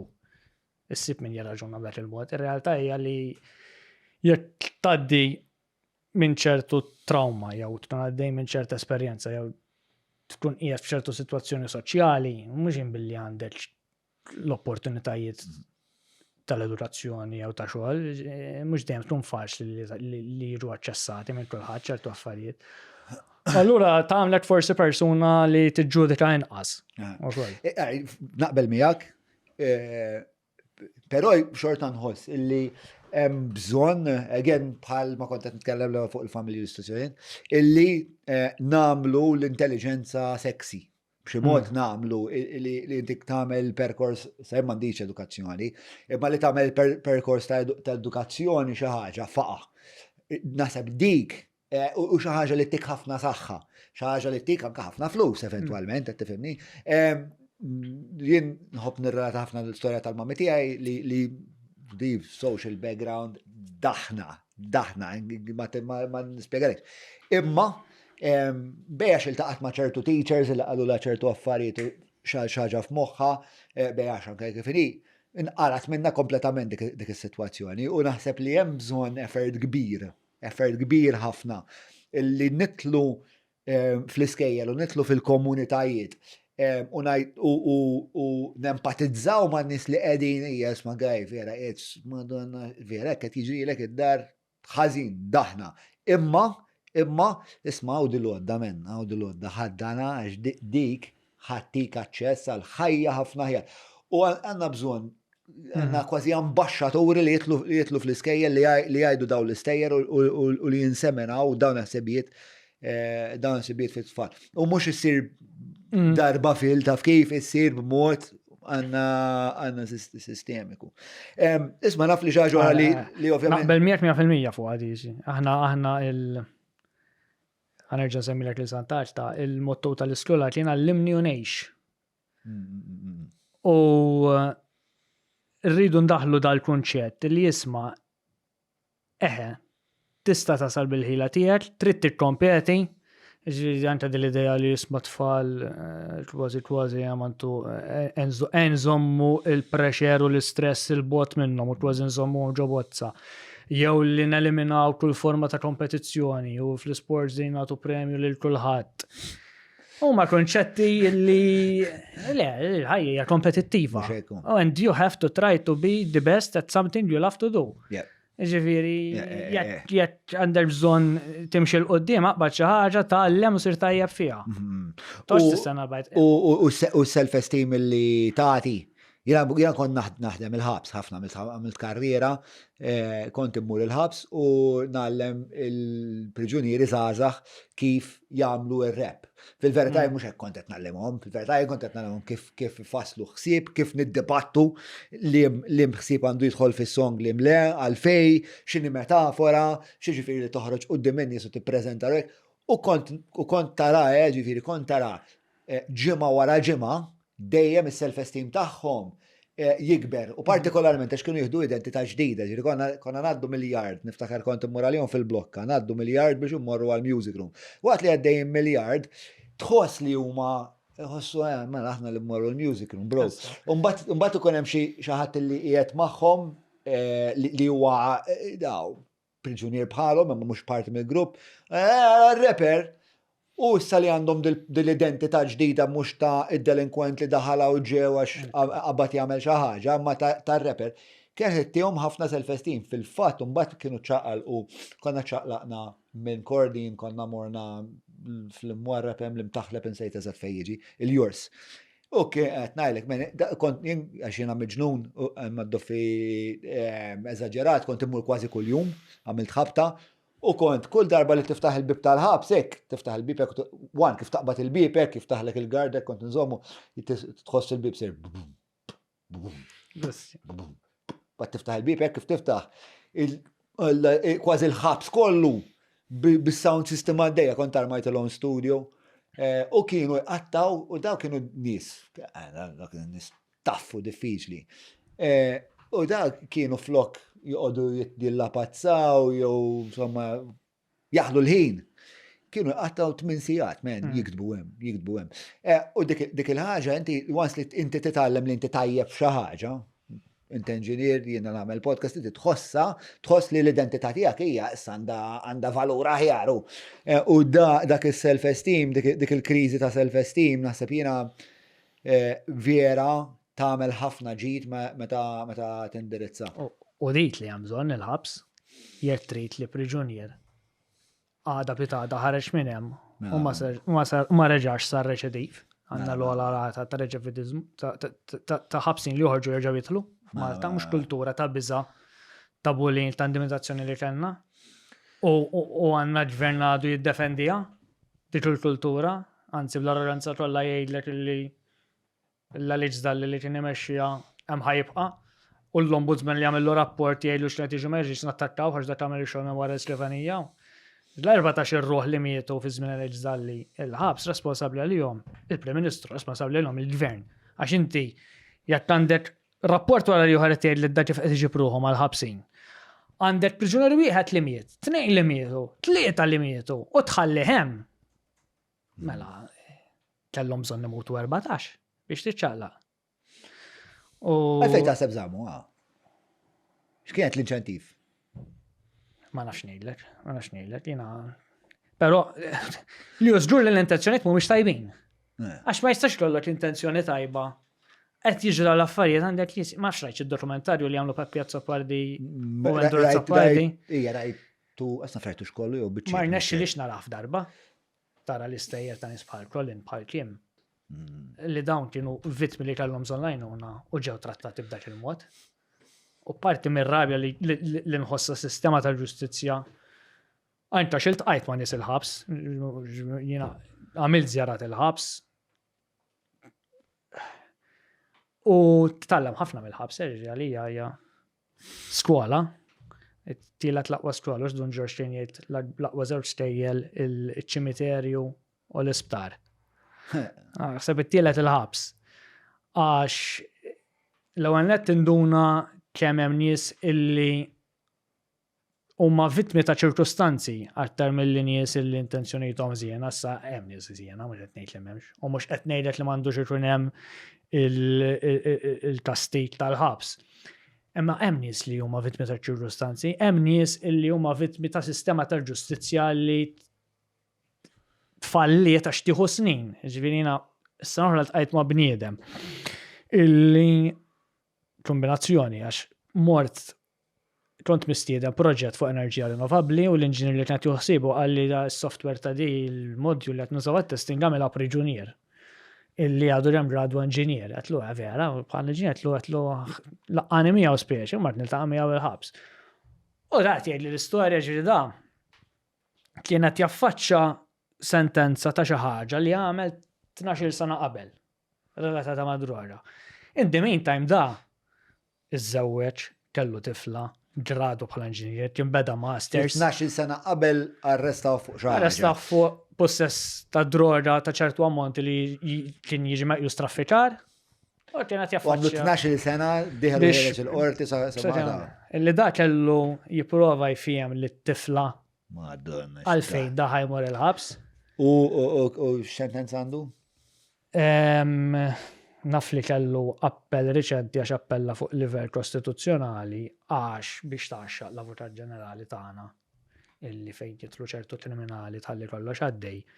F'dal każ kienet għażlet li kellu żewġ akkużi simili kien hemm biċ-ċans li taqqadhom flimkien, jew kellha l-option tiddeċidi ma tistax tindaħħal l-qorti ma taqqadhomx flimkien. Però kienet għamlu firdithom u allura weħel xi 5 snin fuq waħda u 5 snin fuq l-oħra. Flok pereżempju 7 snin fuq it-tnejn flimkien. Li baġni jistiju. U naf li kienet jappella minna fuq livell kostituzzjonali għax ma ħadd ieħor saret u miegħu ma saritx. Però da kienet jipprova jfihem it-tifla għalfejn hu ħajkollu jidħol ħass fuq xi ħaġa li ġrat qabel ma jitwieled. Raġel familja. Għad għandi messaġġ fuq il-mobile, xubbattu tiltqajt anke mal-familja, għandi messaġġ fuq il-mobile ma it-tifla please help my daddy ġifieri jġibulek qalbel daqsejku. U s-sena l-oħra tqajt ma' bniedem ieħor li l-istess, ġifieri da qed jgħid li wkoll fuq ċasta xi 10 snin qabel ħajkollu jidħol u qed jipprova jippjana l-tqajna qabel mar il-qorti mbagħad waħel jidher li xi 6 xhur ma kienx pjana daqshekk twila x'illum reġa' ħareġ. Però da qed jgħid li kif ħanaqbad infihem lit-tifel ħanart kif ħanfehmu li jiena rrid issa nidħol il-ħabs fuq xi ħaġa l-istess li ġrat qabel ma twilletu. Mela siħbi. Le naqbel miegħek jiġifieri l-ħabs huwa titgħallem ħafna fuq is-soċjetà ukoll ngħid illi ftit mill-iktar nies imprenditorjali qatt iltqajt magħhom fil-ħabs. Il-problema hija illi l-impriża li ġiet għal idejhom, illi qabdu, kienet impriża illi kienet kriminali. Però meta kont nitkellem magħhom, kont induna li daw l-risk takers jaħsbu malaj u ma nies li ideja jatwawa. U kon nara anke kif kienu jinteraġixxu ġifri mal-mużika, kienu għandna nies ossessivi. Madonna. So, nittama l-affarijiet morru għall-ħjar, insomma. Mela, naf li xi ħaġa li ovvjament fuq hekk ħallet impatt ġil tkellimna kien l-assassinu ta' Defni. Nixtieq taqsam naqra mas-semmija tal-podcast. X'tib ta' impatt, x'tib ta' marka ħallet fuq Markant Nisammut dik il-ġrajja. Jiena niftakar il-ġurnata meta nqatlet, il-moment meta nqatlet, kont ix-xogħol u kien xi 3 ta' wara nofsinhar u ċemp il-ħabib tiegħi qal li smajt, qed lu ġara jiena, insomma li ftaħ it-Times, insomma ftaħ it-Times u nara splodit karozza u għall-ewwel qas idea, ġifieri qed tesplod dak iż-żmien kien hemm stejjer ta' karozzi bomba, xi każ ieħor minn dawet. Għalli le, għalli l-bidnija, għalli Defni. U dak il-ħin mort it-toilet u kważi tal-għalli l-istontu. Għax mill-ewwel ħassejt li din hija azzjoni ta' gwerra kontra min qed jipprova jesponi l-verità. Xbaj taħdem mid-dar jew ġo xi kaffetterija storbjuża, mela mhux tiġi saħdejna l-Business Labs, post ċentrali, kwiet sabiħ u li fih tista' tagħmel użu minn hot desks, uffiċċji, boardrooms li trid. Tista' taqbad u tfetx fuq l-adba mingħajr ma tafżal il-ħadd u serraħ rasek li żed inqeda. U jekk titlaq 4 minn nies jew 40 se joħorġuk ta' nies. Business Labs, xittit aktar. U niftakar immur id-dar, kien hemm velja nsejtu x'dakinhar jew l-għada li attendejt għaliha, però l-ewwel sens feeling li kelli kien sens ta' ħtija kważi illi jiena u ħafna oħrajn u l-komplement tal-poplu, jew ħafna mill-poplu li l-mara ħallejnija waħda. Għal ħafna xhur titkellem fuq każijiet mingħajr ma niġġieldu biex isma' tittieħed azzjoni fuqhom. L-għada niftakarni ma stajx norqod fl-għaxija u qed il-mar isma' ħallini għax irid nikteb blog ħanoqgħod nilbu waħdi għax intella mhux ħanoqgħod kwiet u kont dak iż-żmien kont għadni nżomm blog. U kont tibt post qatlet minn stat li falla. U stat li falla għax di kienet qed tesponi ħafna affarijiet, kontet, u kull waħda li esponit minn daw issa dak iż-żmien ma kontx naf minn seta' kien, jew ma stax nispjega minn seta' kien, imma kull wieħed minn nies li esponit tul il-karriera ġurnalistika tagħha lill-istat flok ħazzjoni fuqhom għażel li jipproteġihom, meta jagħżel li jipproteġihom kien qiegħed jesponi lilha għax issa saret mela l-public enemy illi qed tostakolhom, illi qed tipprova tesponihom, l-istat bil-gvern, bil-pulizija u bl-istrutturi tiegħu covered qed jipproteġihom. Baqgħet bħala l-enemy. U niftakar sens ta' ħtija, però sens ta' rieda li jisma' hemm bżonn nagħmlu xi ħaġa bħala pajjiż.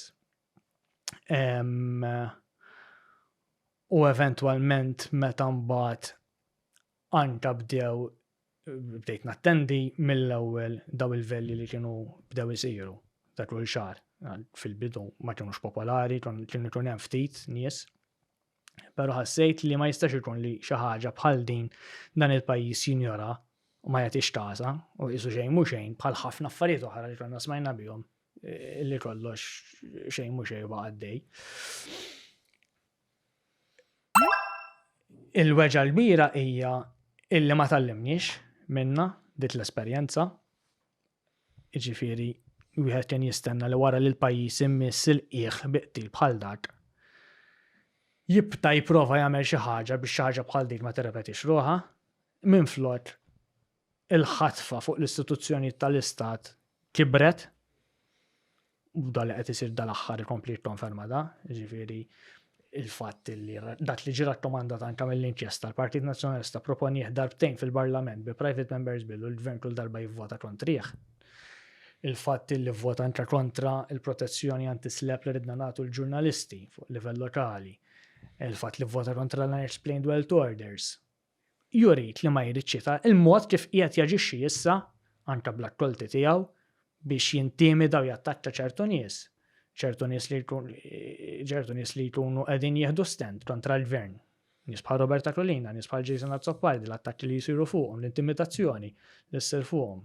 Fuq nies li jkunu jippruvaw fuq nies bħal Silvia Camilleri, bħal Joseph Policino li għax jitkellmu kontra Joseph Policino minnu? L-esprimi mħallef li esprima wkoll kritika. Tnej u esprimi mħallef. L-attakk li jsir fuqhom, l-attakk li sar fuq ċertu ġurnalisti ftit tal-xhur ilu li kienu qegħdin jirrapportaw azzjoni li kienet jieħu Roberta Collina qudiem id-depo l-istess il-wan b'wiċċhom ishom qed jagħmlu xi ħaġa ħażina. Turit li ma tallimniex u ma rridux nitalmu. U naħseb illum il-ġurnata waħda mill-ikbar raġunijiet li żżommni fil-politika l-ewwel qed lek illi ġieli nqum filgħodu u nara x'għandi u nara s-sagrifiċċju li qed tagħmel il-familja ħabba l-involviment tiegħi fil-politika u nibda naħsibha forsi aħjar nieqaf u niddedika aktar ħin għal mara u tfal milli għall-politika. Jekk hemm xi ħaġa li llum iżżommni hija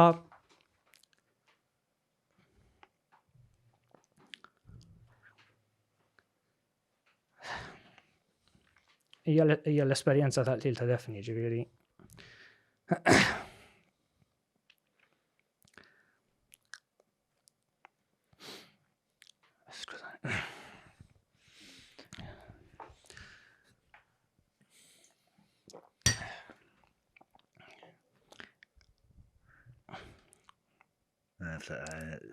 L-unika ħaġa għala nibqa' involut fil-politika hija li noħlom illi tiġi ġurnata fejn flok immur impoġġi l-fjuri u nixal xama b'sens taħtija li ħallejnija waħida, immur u l-defni jidila irnexxielna nġibu l-Malta l-pajjiż li nxtaq tgħix fih, il-pajjiż li nxtaq tara, il-pajjiż li inti mittalih.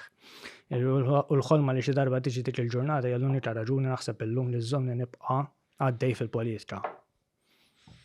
All right, no further questions. All right, ma l-esma, ħanaddu għal-mistoqsijiet tal-Patreon Street. Mela. Ma, titkafe? Titkafe? Ejwa ta' Ma, nġibu kafe, round kafe, bon. All right, mela. Itfa il-mistoqsijiet tal-Patreons. All right. Kemem mistoqsijiet? Tnej? Għara kem xem barra. All right? Okay. Il-bniedem minn ħsieb mhux wisq aktar minn xadina bla sur. U l-gazin irina inqas xadini u iktar nenni. Għalet, kull narda ġimma flaxija fejn id-dibattu minn kollox. Drejt kurrenti, storja, politika. Laqwa li ħsieb u għastan naqreb li l-verità. Il-każin kull narda ġimma flaxija fid-29 fuq Tokis.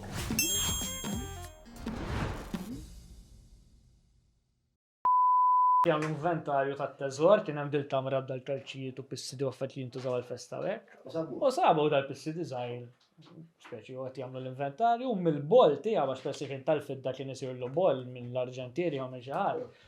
Kien qabluh mal-bol li kien deskritt fl-inkjesta li kienet sar. Għadhom jħorġuh fil-festa fuq l-artal daqshekk kull mota żgħir. Ma insomma bekk baqa' f'moħħi dak li jeb naħseb. Tinfittex il-headphones. Aħna rolling qegħdin. L-imparti tal-pissidi qbad. Ximpoġġejt inti? Ma nafx eżatt l-imparti kienet. Ok, konna qegħdin tard għax konna nitkellmu fuq, ma konna nitkellmu ftit fuq kodba illi joġbuna, kodba Maltin. Konna fuq Kilin. Nasib l-iktar ktib Malti li joġobni għaw strip preġaw Venusi, hemm xi kitbiet tal-Fred Sant ukoll huma tajbin, partikolarment għandu dik il-ġabra ta' pupu fil-bahar, ma nafx għax rajtom. Għatma rajtom ma ħana falli mettejt. Faqaw kol, un-bat laqwa żmien ta' Manuel Mifsud li għandu l-istoria tal-prinċep li xaħat għandu bżon jagħmela film, żewġ ukoll tajba. Ġiex ma rajtu żewġ ta' Giuseppe Stanio. Le. Neħtek tweġ il-ġera? Le, ġera dak. Għallu li għandu vera faqa ta' vella ġera żewġ, għax inti tibda taqraħ u jkun isu rakkont ta' dan il-kittib li qed jipprova jifhem jekk huwiex kittib tajjeb u allura imur jikrilu kandan sejt fl-imparti ta' Malta biex jara li jekk jagħmel weekend jikteb joħroġ b'xi ħaġa sura ma f'daqqa waħda tibda l-univers Malti jibda jieħu din ix-xejra kważi sci-fi. Tipo distanzi jibdew jitwalu bejn l-irħula, u għek ma jaħsew, rajtu terġi taqra l-linja. U insomma, dak għamilna ħabtajn u l-mara konnu noqdu naqra u l-kodba xurġin. Ostra. Kon tefa waqt il-vaganza, un bat kompli wara l-vaganza spiexa, toqt bil-edek, u ju naqra lejn, u taqra li. Kon naqrajna da, zewċek, kon naqrajna ta' Giuseppe Stanio, daw dejjem nitfixkilhom ta' Zerbenotti. Ramonu Zerbenotti. Ramonu Zerbenotti li kun għamlu l-hold-up tal-Las Palmas. Mux l-imbitta kol-jum zgur, Ramon u Zerbenotti u li ħorn sejt l-imkien insomma. Umbat, għax konnet nitkelmu fuq historical fiction tajjeb, mux ktib miktub minn xaħat Malti, imma set Malta, wieħed mill-laqwa ktib, l-iktar ktib buzz li għat rajt, jismu The Religion. Rajtu naħseb. Ta' Tannhauser, ta' Tannhauser series, madonna kemmu. Wan miktub mod eccellenti u tu tara Malta minn lenti ta' dan il-kittib Tim Willick li huwa kittib prolifiku ħafna u kittib kapaċi ħafna. Ma ta' dak inġi Malta biex joqgħod jikteb u jara speċi ktib uħxonek. U hija l-istorja ta' dan il-merċenarju illi jitqabbad minn din il-familja nobli ġewwa għallija jew l-Italja, insomma, biex imur u jieħu lura għal din it-tfajla li kienet ġiet issekwestrata ġo Malta. Insomma, da jiġi għax ikun merċenarju naqqalla bipidduda jkun killerek u maqwas kif jasal hawnhekk jaqbad l-assedju, allura jħel Malta. Qed issemmi l-assedju hemm historical fiction tajb ukoll Disorder and the Scimitar. Jekk niftakar sew jittratta wieħed tifel Malti li jiġi maqbud bħala stjaf mit-torot f'xi waħda minn dawn l-attakki tal-furbani u mbagħad jispiċċa qed jiġġieled fl-assedju bħala soldat tat-torot għax ikun trabba mbagħad bħala soldat magħhom wara. Ġannizzarju mela. Eżatt. Għax Tannhauser hekk ukoll għandu xi ħaġa simili, Tannhauser jibda din ix-xena makabra lalla. Meta l-Ottomani jitlu f'xi parti Ġermanika tal-kontinent, joqtlulu jistupravlu l-familja għax ma jagħmlulux, u mbagħad u jlilu jaħtfuh. U jrabbuh biex isir ġennizzarju, ma peress li jkollu ġenetika Ġermanika, jkun b'saħħtu ħafna, jkollu ċertu insomma attributi naturali. U jilħaq flori ħafna fl-ordni tal-ġannizzari, imma mbagħad b'xi mod jitlaq mill-ordni tal-ġannizzari u jsir merċenarju għal rasu u joqgħod jagħmel daw il-missjonijiet. Insomma, min għadu ma qrax, jew min għandu baż jaqra jismu The Religion ta' Tim Willick u liħor The Sword and the Scimitar. The Sword and the Scimitar. Għara, fiction ma tantx għadni naqra. Ngħidir il-verità, ma historical fiction hekk li jkunu ambjentati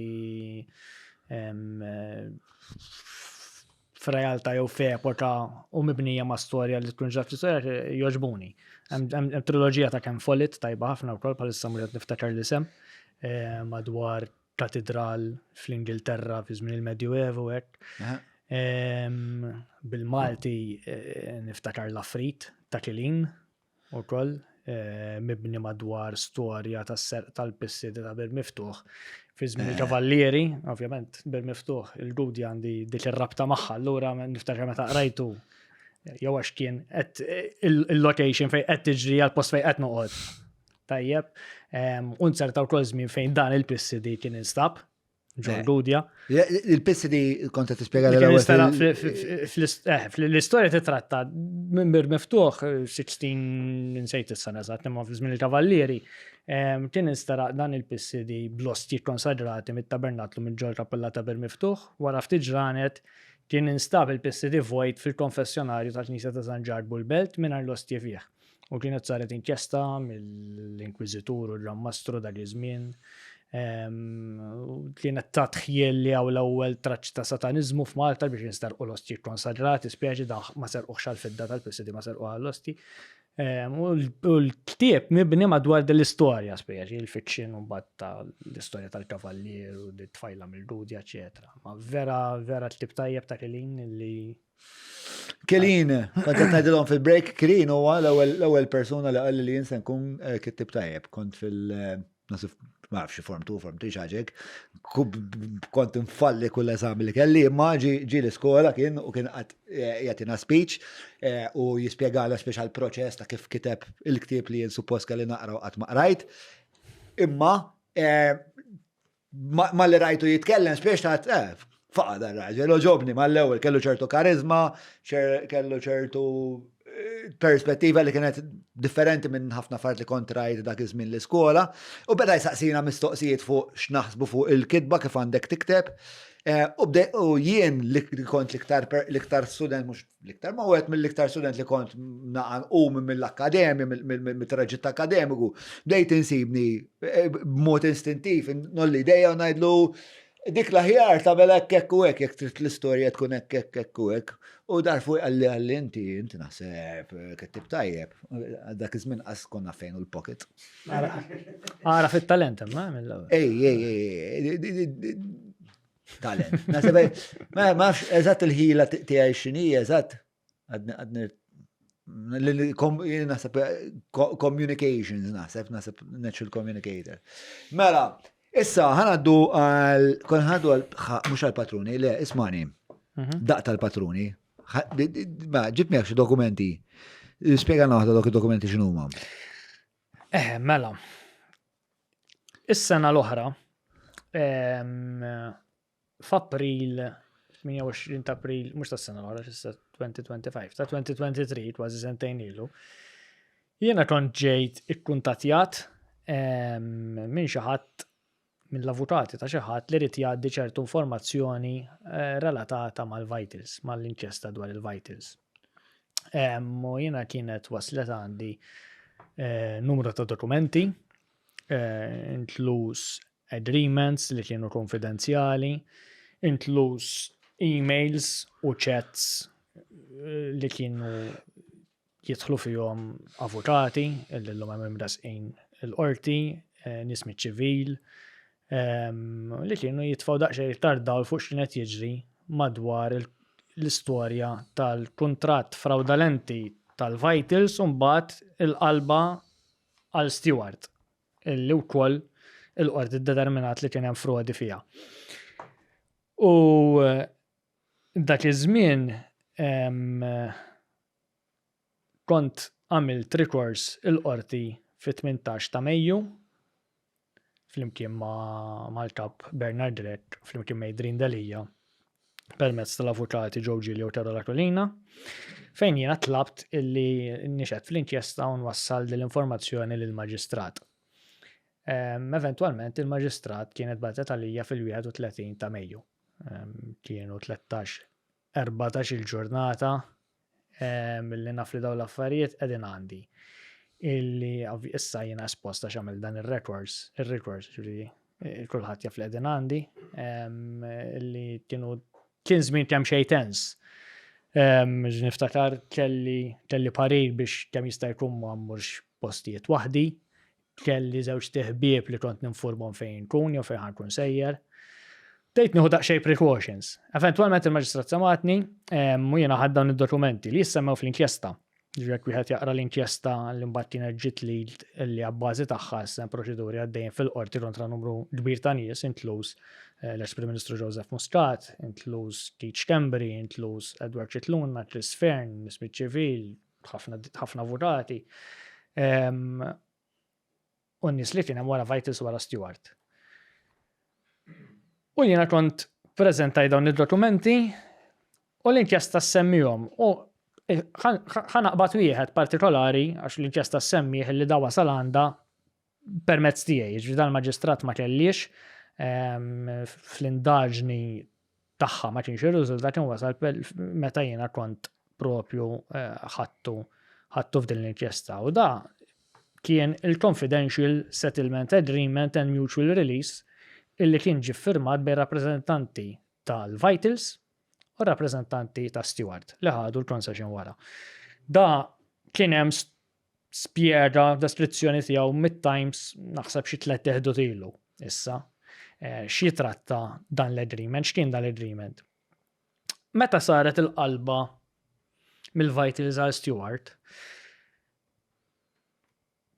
il-Ministru tas-Saħħa ta' dak iż-żmien, Chris Fern, kien ġie mistoqsi u kien qal li kienu Vitals li sabu lil Stewart u kien hemm ftehim biex daw jgħaddulhom il-concession u jsir da trasferiment.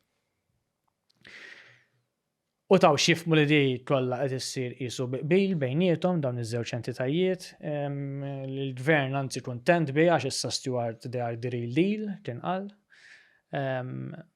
U kollox sar plain sailing u issa bdil concession il-poplu ma dajma aħjar. Fir-rapport li għamel l-Awditur Ġenerali, l-Awditur Ġenerali jgħid illi kien hemm differenzi kbar ta' kif sar dan it-trasferiment, fil-mod ta' kif xiedu il-Ministru għas-Saħħa, ta' kif xied Teach Kembri u ta' kif xied Joseph Muscat.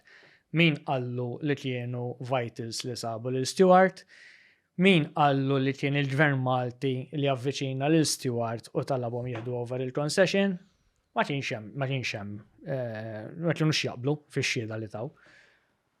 U l-Awditur Ġenerali speċi qal isma' għal dawn mhux jaqblu għal ma nafx eżatt kif sar il-proċess, min sab lil min u bliema forma saru trattattivi. Li hu żgur imma minn dan l-agreement u għal qbil ma kienx hemm. Ġifieri il-qalba minn Vitals għal Stewart ġiet sfurzata fuq in-nies ta' Vitals u f'rapporti oħra li deru fil-ġurnali jidher illi Ramtu Muluri jgħid illi l-Gvern Malti kważi għeddu biex jgħaddi x-shares minn Vitals għal Stewart. Jgħid l-ewwel ġaluħ idaħħal l-xawka tali li smajna ħafna fuq u dan il-Pakistani bħala shareholder fil-Vitals. Umbat eventualment jgħid li kważi ġim ġiel biex jgħaddi il-Vitals, il-concession minn Vitals għal Stewart. U jidirli kellu jgħaddija għal €1 biss din il-concession. Eventualment, in-nies ta' wara Vitals, dan Ramtu Maluri u ċertu Mark Poli, provaw jieħdu passi kontra Stewart tal-li ħadulhom il-concession biex tara kemm ma kienx hemm bil fuqha kif prova jbellaħ kienna l-gvern kien. U biex joqogħdu twieti. Fej provaw jieħdu passi?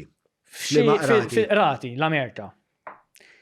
Kienu għadhom ma ħaduhomx, però kienu għad jibgħatu lil Stewart li jisma' ħarkutom, eċetera, eċetera. U x'għamlu Stewart? Għamlu dan l-agreement, Confidential Settlement Agreement and Mutual Release, li permezz tiegħu Tumuluri u Poli kellhom jirrinunzjaw milli jieħdu kull forma ta' passi u ma jitħallsu 15 miljun u nofs bejniethom. 10 miljun u nofs għal Ramtu Maluri u 5 miljoni għal Mark Poli. L-agreement jgħid kif kellhom jgħaddu l-pagamenti sal-liema ġurnata, 6 miljoni sa 28 ta' frar, miljoni uħor sal-ewwel ta' frar 2020, 3.4 miljoni sal-ewwel ta' frar tal-2021, li ħor kellu u għandek id-dati kif kellhom jgħaddu l-flus fl-liema kont. Iġifieri. Dawn it-tnejn minn nies biex joqogħdu twieti dwar il-fatt illi ġew sfurzati għaddu kontratt li kien fraudolenti lill-kumpanija oħra f'kuntratt fraudolenti ieħor biex joqogħdu twieti dwarha tħallsu 15 miljun u nofs bejniethom it-tnejn flus li ġew minn fejn? Mill-concession tal-Gvern Malti. Mill-flus li t-taxpayer Malti permezz tal-Gvern kien qed jgħaddi lil Stewart biex jgħaddu biex suppost intejbu s-servizz tas-saħħa f'dan il-pajjiż. Tajjeb, meta wieħed jibda jistaqsi fejn marru l-400 miljun.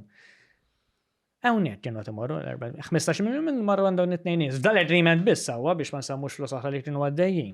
Ġifieri llum fil-waqt li ħafna jippruvaw iqajmu dubji fuq il-każ li hemm fil-qorti tal-Vitals fuq l-esperti u mhux l-esperti u għalfejn ma jridux jiġdu dad-dubji. Ħadd ma jqajjem dubji ma fuq x'sabu l-esperti. Fuq il-flus li sabu għaddejjin, fuq il-132,000 li kienu qed jgħaddu kull xahar minn Vitals għall-Ecuter f'dak il-political fund li minn l-Ecuter u mbagħad dejna ngħaddu 15,000 fix-xahar lil Joseph Muscat. Għax Joseph Muscat ma jiġħadha di li kellu agreement ta' sentejn imma wara 4 xhur meta ġi rappurtat li qed jieħu dal-flus wara li kien ħa 60,000 waqfu jgħaddu l-flus, dik ħadd ma jiġħad li ġrat. Qed nipprova nqajmu dubbi ma fuq l-esperti, mhux fuq sabu l-esperti.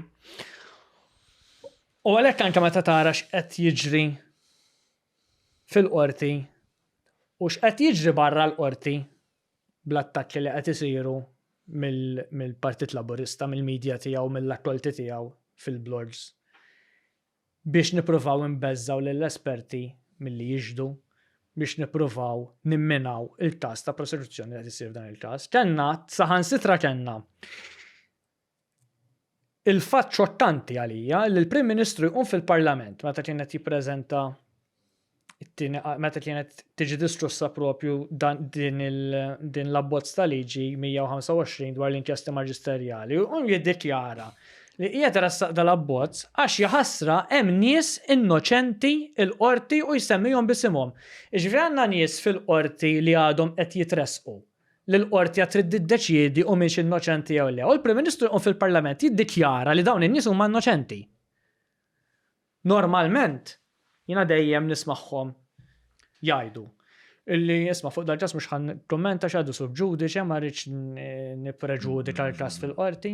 Aħna f'dal-pajjiż qegħdin fi stat fejn il-Prim Ministru jqum fil-Parlament jiddikjara lin nies li għadhom qed jiġu mresqin il-qorti li potenzjalment qatt iridu jgħaddu ġuri u jqumu jiddikjara minn issa li dawn huma nies innoċenti u li ħasra qed jitresqu għal xejn. Qabel il-qorti għadha biss bdiet tisma' l-ġuri tagħhom. Għalfej, fis-sens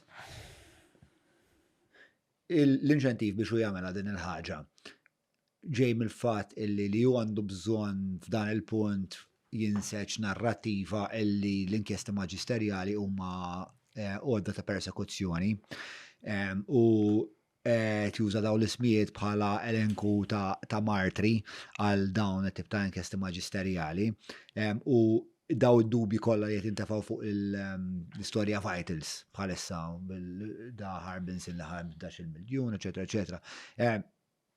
Naħseb li għalih opportunità ideali biex tajt isma. Mela, għanna dal-kaos kollu għaddej fil-qorti. Għanna daw il-martri li daw kienu li ħasra kienu jagħmlu ġuolhom u spiċċaw fl-istess insomma, spiċċaw bindaġni kriminali u forsi ħabs fuq rashom, eċetera.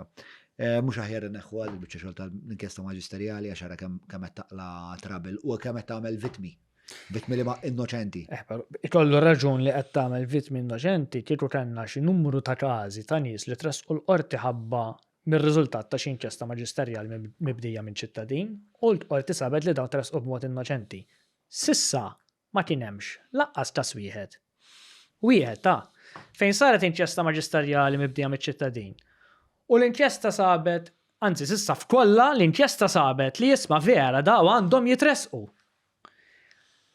L-inkjesta u l-investigazzjoni sem tasal, jekk eventwalment hemmx biżejjed provi biex dawn jinstabu ħatja u jmorru l-ħabs jew jieħdu l-pjena jew kwalunkwe pjena taħseb fiha l-liġi, dak imbagħad jiddeċidi il-qorti fil-ġuri, il-maġistrat. Imma s'issa ma kenniex każ wieħed fejn il-qorti iddeċidiet li jisma' dawn jaħasra tresqu għal xejn.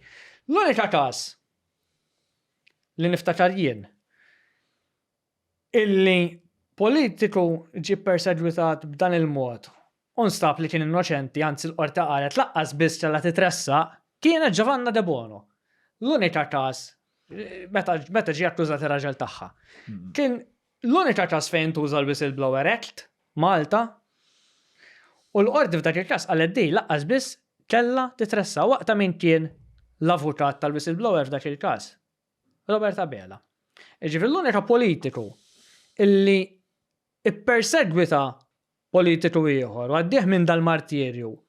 Meta kien jaf li kien innoċenti, għal xejn b'xejn, kien Robert Abela fil-każ ta' Giovanna De Bono. Hija fl-aħħar 10 snin naħseb kull. Ma kif tiddetermina li kien jaf li kien innoċenti, Mark? Ma kienx jaf, Qed ngħidlek l-avukat tal-whistleblower kien jaf x'hemm mhux m'hemmx, da ma kienx iblaħ. Kien jaf li ma kienx hemm bażi fuq ix titressaq. Ma jista' jkun li ma kienx hemm ma ġabrux biżejjed provi, jista' jkun li. Il-qorti qalet, sax qalet il-qorti mhux qed jien, li di laqqas biss kien hemm bażi fuq ix titressaq. Mhux m'hawnx biżejjed provi, din il-każ laqqas qatt ma kellu jasal hawn. Issa l-inċentiv ta' Robert Abela li ġibruh b'dan il-mod, u għaman kif qed tgħid inti li qed jipprova jbellaħ ħielna li qed jagħmel hekk biex jħassra jiddefendi l-ħafna vittmi innoċenti da dawn l-inkjesta maġisterjali. Sissa kull inkjesta maġisterjali li nfetħet ikkonkludiet li kien hemm biżżejjed provi biex in-nies jitresqu. Tajjeb, l-ewwel writu Robert Abela li bdew jiġu ħafna inkjesti diretti lejn issa l-Ministri li huma alleati tiegħu fil-Parlament. Dik l-ewwel writu u ma jaffordjax ikompli jitlef nies b'dan mod. L-inċentiv li ieħor huwa il-pattim xajtan. Ġifieri da qed jipprova jagħmel minn kollox biex ma jarax li Joseph Muscat ikollu jħallas ta' emilu għax jaf li dik fil-partit tiegħu ħatoħloqlu ċertu ferment. Issa se ngħaddu għal patruni jistaqsu flimkien ma' Mark Kentney, il-patruni jistaqsu miġuba lilkom mill-bib tagħna tal-Browns partikolarment tas servizz tal-Gut Health fejn inti tmur u tara x'inhu għaddejja hekk ġewwa dan il-gut għax bħalma jgħidu bl-Ingliż the gut is the second brain. Jien għamiltu dan it-test u għal daqstant ġejt fornut bi studju sħiħ dwar il-gut tiegħi u sirt naf li huma l-aqwa ħwejjeġ li jiena għandi nikol x'għandi nevita u b'konsegwenza għandi x-xeb enerġija kollha li qed taraw fuqi norqod ferm aħjar u qed jgħiduli li sirt ftit inqas antipatku, ftit qed nikdeb għadni antipatku. Grazzi l-Browns u issa tlaqna flimkien mal-Patreons. Jienu Mark Kentney. L-ewwel mistoqsija ġejja minant patrun veteran tagħna, salutu minnaw Antwan jistaqsi. Se jsir minna l-iskema tal-beħ tal-passaporti. Dan fid-dawl ukoll li hemm ċerti kandidati u deputati tal-PN li jew huma jew kumpaniji tagħhom qed bijgħu. Mela, konna ddikjarajna li l-iskema ta' beħ ta' ċittadinanza tieqaf, tinbidel minn flok ikun hemm skema fejn iċ-ċittadinanza tingħata lil min jinseċ rabta mal-pajjiż, jiġifieri jiġi jgħixaw, jagħmel żmien jgħixaw, u jinvesti fil-pajjiż. Jiġifieri mhux tinbih bil-mod kif qed tinbih illum. Apex Media huma esperti fil-kamp tal-SEO għal snin sħaħ huma għenu l-klijenti tagħhom sabiex jitilgħu fil-quċċata ta' tfittxija tal-Google jekk inti qed tfittex outreach links, PBN builds, konsulenzi u kwalunkwe xorta ta' servizzi relatati ma' SEO mela kellem l-Apex Media. Iċ-ċittadinanza tinxtara, f'xorta tinxtara imma minn nies li għandhom rabta mal-pajjiż. Tingħata biss lil min jibni rabta mal-pajjiż għax jiġi jgħixaw u jagħmel żmien jgħixaw. U jinvesti fil-pajjiż. Ġiri mhux tħallas fi u tixtrija minn qatt mersaq tlaw. Tinvesti ġifieri pereżempju tiftaħ kumpanija. Pereżempju. Sewa jew tixtri proprjetà? Le, investiment fil-pajjiż, mhux qed ngħid tixtri proprjetà. Tinvesti fil-pajjiż. Xi vuol diri? Mod espliċtu x'inhu? Toħloq ix-xogħol. Toħloq ix-xogħol. U ċertu ċertu kriterji, ġifieri, ikun hemm ċertu kriterji, żmien li trid tagħmel tgħixaw, l-ammont ta' investiment li trid tagħmel. Ġifieri intom essenzjalment m'intomx kontra l-idea li tagħtu ċittadinanza għal nies li mhumiex neċessarjament mwilda Malta, imma fuq kriterji li huma. Ċittadinanza dejjem kienet tingħata lil nies illi jew ikunu għamlu żmien twil, jgħixaw, jew ikollhom ċertu mertu li minnu jista' jgawdi minnu l-pajjiż fejn jidħol sport pereżempju, ġifieri ma kienet xi ħaġa magħluqa biss tal-min imwieled bil-forsaw. Intendi? U da jista' jkun kriterju ieħor li inti rabbejt ċertu rabta fil-pajjiż, għamilt żmien tgħixaw, qed tinvesti fil-pajjiż. Intom qed tgħidu l-sistema tal-Golden Passport essenzjalment xaten. Kif illum eħe. Kif illum eħe. Ma tibqax Golden Passport xtrajtu. U l-unika kriterja hija kemm għandek flus u li tixtri proprjetà hawnhekk jew tikri proprjetà hawnhekk, imma li tinvesti b'mod illi tieħu s-soċjetà l fejn tixtiequ tuħduha essenzjalment u b'mod sostanzjali. Mela, Cleveland qed jistaqsi kif ser jassiguraw li s-servizz pubbliku ma jkunx totalment maħkum mill-gvern tal-ġurnata u ser jitneħew il-persons of trust. Kif għar assiguraw li s-servizz pubbliku jkun il-kontinuità bejn gvern u ieħor? Għara, s-servizz pubbliku storikament dejjem il-funzjoni tiegħu kienet li jkun separat mill-gvern. Jimplementa l-policy tal-gvern, ma f'ċertu każi jiservi wkoll ta' ċekk fuq il-gvern. Apparti minn hekk, kellek il-kunċett ta' segretarji permanenti illi l-funzjoni tagħhom kienet li f'qalba minn gvern għal ieħor daw iċerru ċerta memorja istituzzjonali tal-pajjiż u jagħtu ċerta kontinwità. Sfortunatament dik inqerdet fl-2013 l-ewwel ħaġa li kien għamel Joseph Muscat kien ġal is-segretarji permanenti jirriżenjaw kollha, li fall naħseb wieħed jew tnejn kienu baqgħu. U llum is-servizz pubbliku m'għadu servizz pubbliku xejn, sar ħaġa waħda mal-gvern. Illum titkellem ma' nies li jaħdmu fiċ-ċivil li jgħidlek id-direttur tiegħi qalilna ċaru tont illi hawnhekk iridu nxejru l-bandiera tal-Labor. Illi jekk ħanikteb fuq social media rrid nikteb bil-fors biex infaħħar il-gvern. Illum kważi ssib nies miċ-ċivil minn pożizzjonijiet għolja fiċ-ċivil li jagħmlu ċertu kampanjar u propaganda fuq social media. Fil-passat jekk inti ta' ċertu skala fiċ-ċivil kien ikun mitlub minnek illi ma turix xejra politika biex hemm barra n-nies ma jkollhomx dubji li jistarkuna minn interessi partiġjani minn nies speċjalment f'ċertu pożizzjonijiet fiċ-ċivil. Illum dik spiċċa tal-kollox, naħseb dik it-tip ta' kultura rridu nerġgħu ndaħluha. Li ovvjament fiċ-ċivil mhux naqbdu u ġibna segretarju permanenti illi ma kellux esperjenza jew poġġejna direttur fiċ-ċivil jew poġġejna il-prinċipi. Ma kif għamlu pereżempju fil-każ ta' segretarji permanenti? Biex metodu li nista' nimmaġna huwa jkunu nies li telgħu miċ-ċivil, illi bnew karriera fiċ-ċivil. U li l-kontratt tagħhom ukun ma tistax imbagħad jqaleb il-gvern u dawk keċċihom il-barra. U bwis probabbli għax kien hemm fetaħlu kawża kien il-gvern, is-segretarji permanenti li kienu tneħħew dak iż-żmien u naħseb f'każi minnhom tant rebħet Għalissa mux għed tiftaġar blamment, imma jidir li nitrebħet u għanċana ta' kumpens, għax maċ li nċaġa li jista' jagħmel. Però di erriet l-istruttura ta' ċivil, ġviri għan niftakar. Il-ċivil, jekk ministru kien ħajprova jimpjeda nies fis-segretarjat li ma kienux ikunu forsi ġejjin miċ-ċivil, is-segretarju permanenti kienu waqfu kien jgħidlu le għax diġà lħaqthom il-two persons of trustees.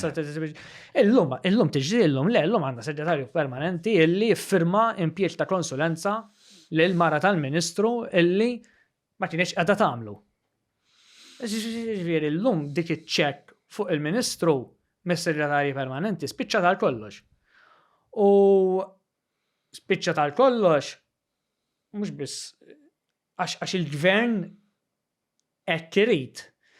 U tant irid hekk illi issa li numru ta' segretarji permanenti għax kellhom ibaxxu rasu għal dak li irid il-gvern spiċċaw fl-inkwiet, issa qed jipproponi wkoll illi jdaħħal l-immunità għan-nies taċ-ċivil. Din hija parti mir-riforma. Mhux di, imma tgħid li ħajdaħħal issa warajha. Ġifieri irid li l-persuni fiċ-ċivil, ovvjament mhux qed jitkellem fuq l-istrivan għandu bżonn immunità, qed jgħid li n-nies fid-radju għalja fiċ-ċivil illi qed ikunu kompliċi mal-illegalitajiet jew korruzzjoni li jkunu ġalhom jidħlu fiha l-ministri, daw ma jibqgħux jibżgħu issa jgħidulu forsi l-Ministru għax raw xiġralhom sħabu, daw issa l-Ministru jistgħidulhom u tiffirma inti issa imjun. Dik li jrid joħloq. M'għandax taqsam xejn. U l-loġika x'inhi warajha? Tipo kif qed jimmarketja din l-idea? Illi għax ħasra dawn nies li servew l-istat qed jidħlu fl-inkwiet. Fil-verità inti jekk ħatfittex lill-gvern għax kien hemm xi ħadlet xi proprjetà u ma ħadix b'mod tajjeb jew jien naf saret xi inġustizzja miegħek inti qatt ma tfittex u qas tista' tfittex lill-permsek jew il-min iffirmalek inti l-gvern ħadd tfittex bħala l-gvern. Iċ-ċivil bl-ebda mod qed jiġi liable għal xi kawżi ċivili li wieħed jista' jiftaħ kontra l-gvern. L-unika liability li għandu xi ħadd fiċ-ċivil huwa għal xi kawża kriminali li jispiċċa jidħol fiha xi jkun għamel xi ħaġa legali. Dik l-immunità li jrid itihom minn akkużi kriminali hija xi ħaġa xxena. Jiġifieri kriminalment inti għandek issa immunità għax qiegħed f'ċertu grad fiċ-ċivil. Jekk xogħolok li taqdi l-istat billi fejn hemm bżonn tgħidlu le lill-politiku. Mhux issa l-politiku ma tistax tgħidlu le għax issa anzi sarraħlek moħħok il-politiku li issa inti m'għandekx għalfejn toqgħod tgħidlu le għax issa inti imjun. Ovvjament wieħed irid jara d-dettalji tagħha tinstema' pjuttost stramba biex jiena nista' nkun qiegħed fiċ-ċivil nisraq biċ-ċart tal-istat b'daqqa ta' penna pereżempju u niġi immuni għaliha, jew nista' niffaċilita biex sieħbi jagħmilha dil ħaġa u niġi immuni għaliha f'daqqa ħares kun hekk parti hu. Daqqa free for all. Ovvjament. Imma l-abbozz għadu mhux pubblikat. Ġifieri d-dettalji għadu mhux imma l-kunċett fih innifsu, jiġifieri tagħti l-immunità f'ċertu gradi. U immunità tnejdu fuq livell kriminali, ġifieri dax qal il-Prim Ministru biex ma jterġax hemm persuni fiċ-ċivil li jiġrilhom bħal dawn li ġralhom tal-vitals. Issa dawn tal-vitals fuq ix huma mresqin, mhux fuq akkużi kriminali mresqin hu. Din narrativa ta' persekuzzjoni qed tintuża ħafna nimmaġna li ma' ċertu settur ta' popolazzjoni qiegħda taħdem li hemm din ix-xewqa li nabolixxu dak kollu li hu għandu x'jaqsam ma' dan il-gvern biex ta' hija narrativa li qed tintuża u naħseb ma' ċertu nies taħdem. La qed jużawha u jibqgħu jipperpetwawha. Il-Partit Laburista dejjem jipprova ibbieħ li l-nifsu bħala xi l-istorja tal-underdog fitma ta' dawk l-elitisti tal-establishment li ħata fil-pajjiż. Intelitisti jew? Mhux hekk tarani. Ġifieri jiena tlajt fil-partit sempliċement minn xejn biċċa tifel mill-ludi li ma kien jafu ħadd mingħajr ma kelli l-ħadd jimbuttani u mingħajr ma kelli l-ħadd fil-familja fil-politika qabli. Il-Partit Nazzjonalista anzi kien partit illi xi ħadd bħali taħ l-ispazju taħ l-opportunità jagħmel fejn jasal illum li turik li l-Partit Nazzjonalista huwa elitist xejn. Jiena f'ħajti dejjem ħdimt mal-privat, dejjem għext man-nies fil-gażini, fil-aqdiet, fit-triq, fil-pjazza. Ix-xogħlijiet li kelli qatt ma provajt infittex xi forma ta' xogħol mal-gvern jew xi ħaġa. L-ewwel ġob li kelli kont għadni student kien ġo fabbrika tat-tadam, niġbor it-tadam u naħsel il-marni. It-tieni ġob li kelli kien fabbrika tal-plastik nippakkja l-plastik. Tajjeb, u mbagħad eventwalment gradwajt u ħadd il-professjoni tiegħi għax ħdim talija jien. Imma dit l-esperjenza, illum meta nitkellem mal-ħaddiem, jien ma nifhimx il-ħaddiem għax nisimgħu parla, imma xiex ta' dit l-esperjenza, bla aktar miegħek fis-sajf bil-flokki mweħħel ġo fabbrika mingħajr air condition fis-sħana u ma tistax tieqaf biex laħħaq mal-production. Tajjeb, ġejjeb qatt nista' nkun elitist. Jekk hawn persuna li għax fil-lussu u allura huwa żgur establishment tir-Roberta Bela. Tajjeb. Ma se punt tajjeb biex nagħlqu hawnhekk dal-podcast.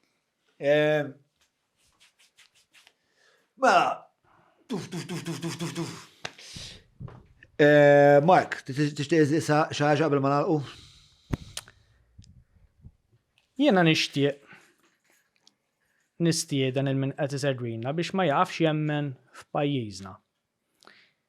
Għandna ħabta nibilgħu narrattiva illi għax Malta dejjem hekk kienet u għax Malta ma tistax ġud differenti u għax aħna żgħar u l-affarijiet ma jistgħux jinbidlu.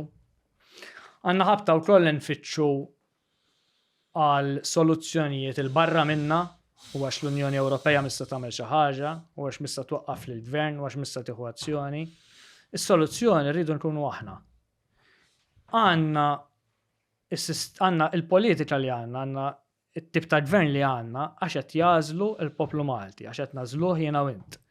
Jew għax hemm min jażel li ma jażilx u jażel jibqa' d-dar u jħalli f'idejn ħadd ieħor. U l-istadina tiegħi li nisem barra hija li l-bidla nistgħu nġibuha. Imma m'għandniex nistennew il-ħadd ieħor iġibirna, rridu nġibuha aħna u rridu nistennew iktar aħna bħala poplu mill-politiċi tagħna u mill-mexxejja tagħna. U allura nistieden in-nies biex ma jaqtawx qalbhom il-politika, imma jaqtawx qalbhom li pajjiżna jista' jkun aħjar u jista' jinbidel. U l-unika mod li jagħmlu dan huwa li jipparteċipaw fil-proċess politiku billi tal-inqas issegwi, billi tal-inqas tarbex qed jiġu, billi tal-inqas tmur u tivvota. Mark qed niżammut, grazzi tal-li għaddejt sawwek. Grazzi lilek. Nawguralek iktar ħidma, nawguralek iktar kuraġġ, nawguralek iktar minn l-ispirtu ta' tama li jurejtu minn din ix-xewqa li tarfu, bnidem ġenwin tarfu. Grazzi Mark, grazzi il-kull minn segwa dan il-podcast. Narawkom mela. Patreon.com/ġomalija. Batta? Tajjeb.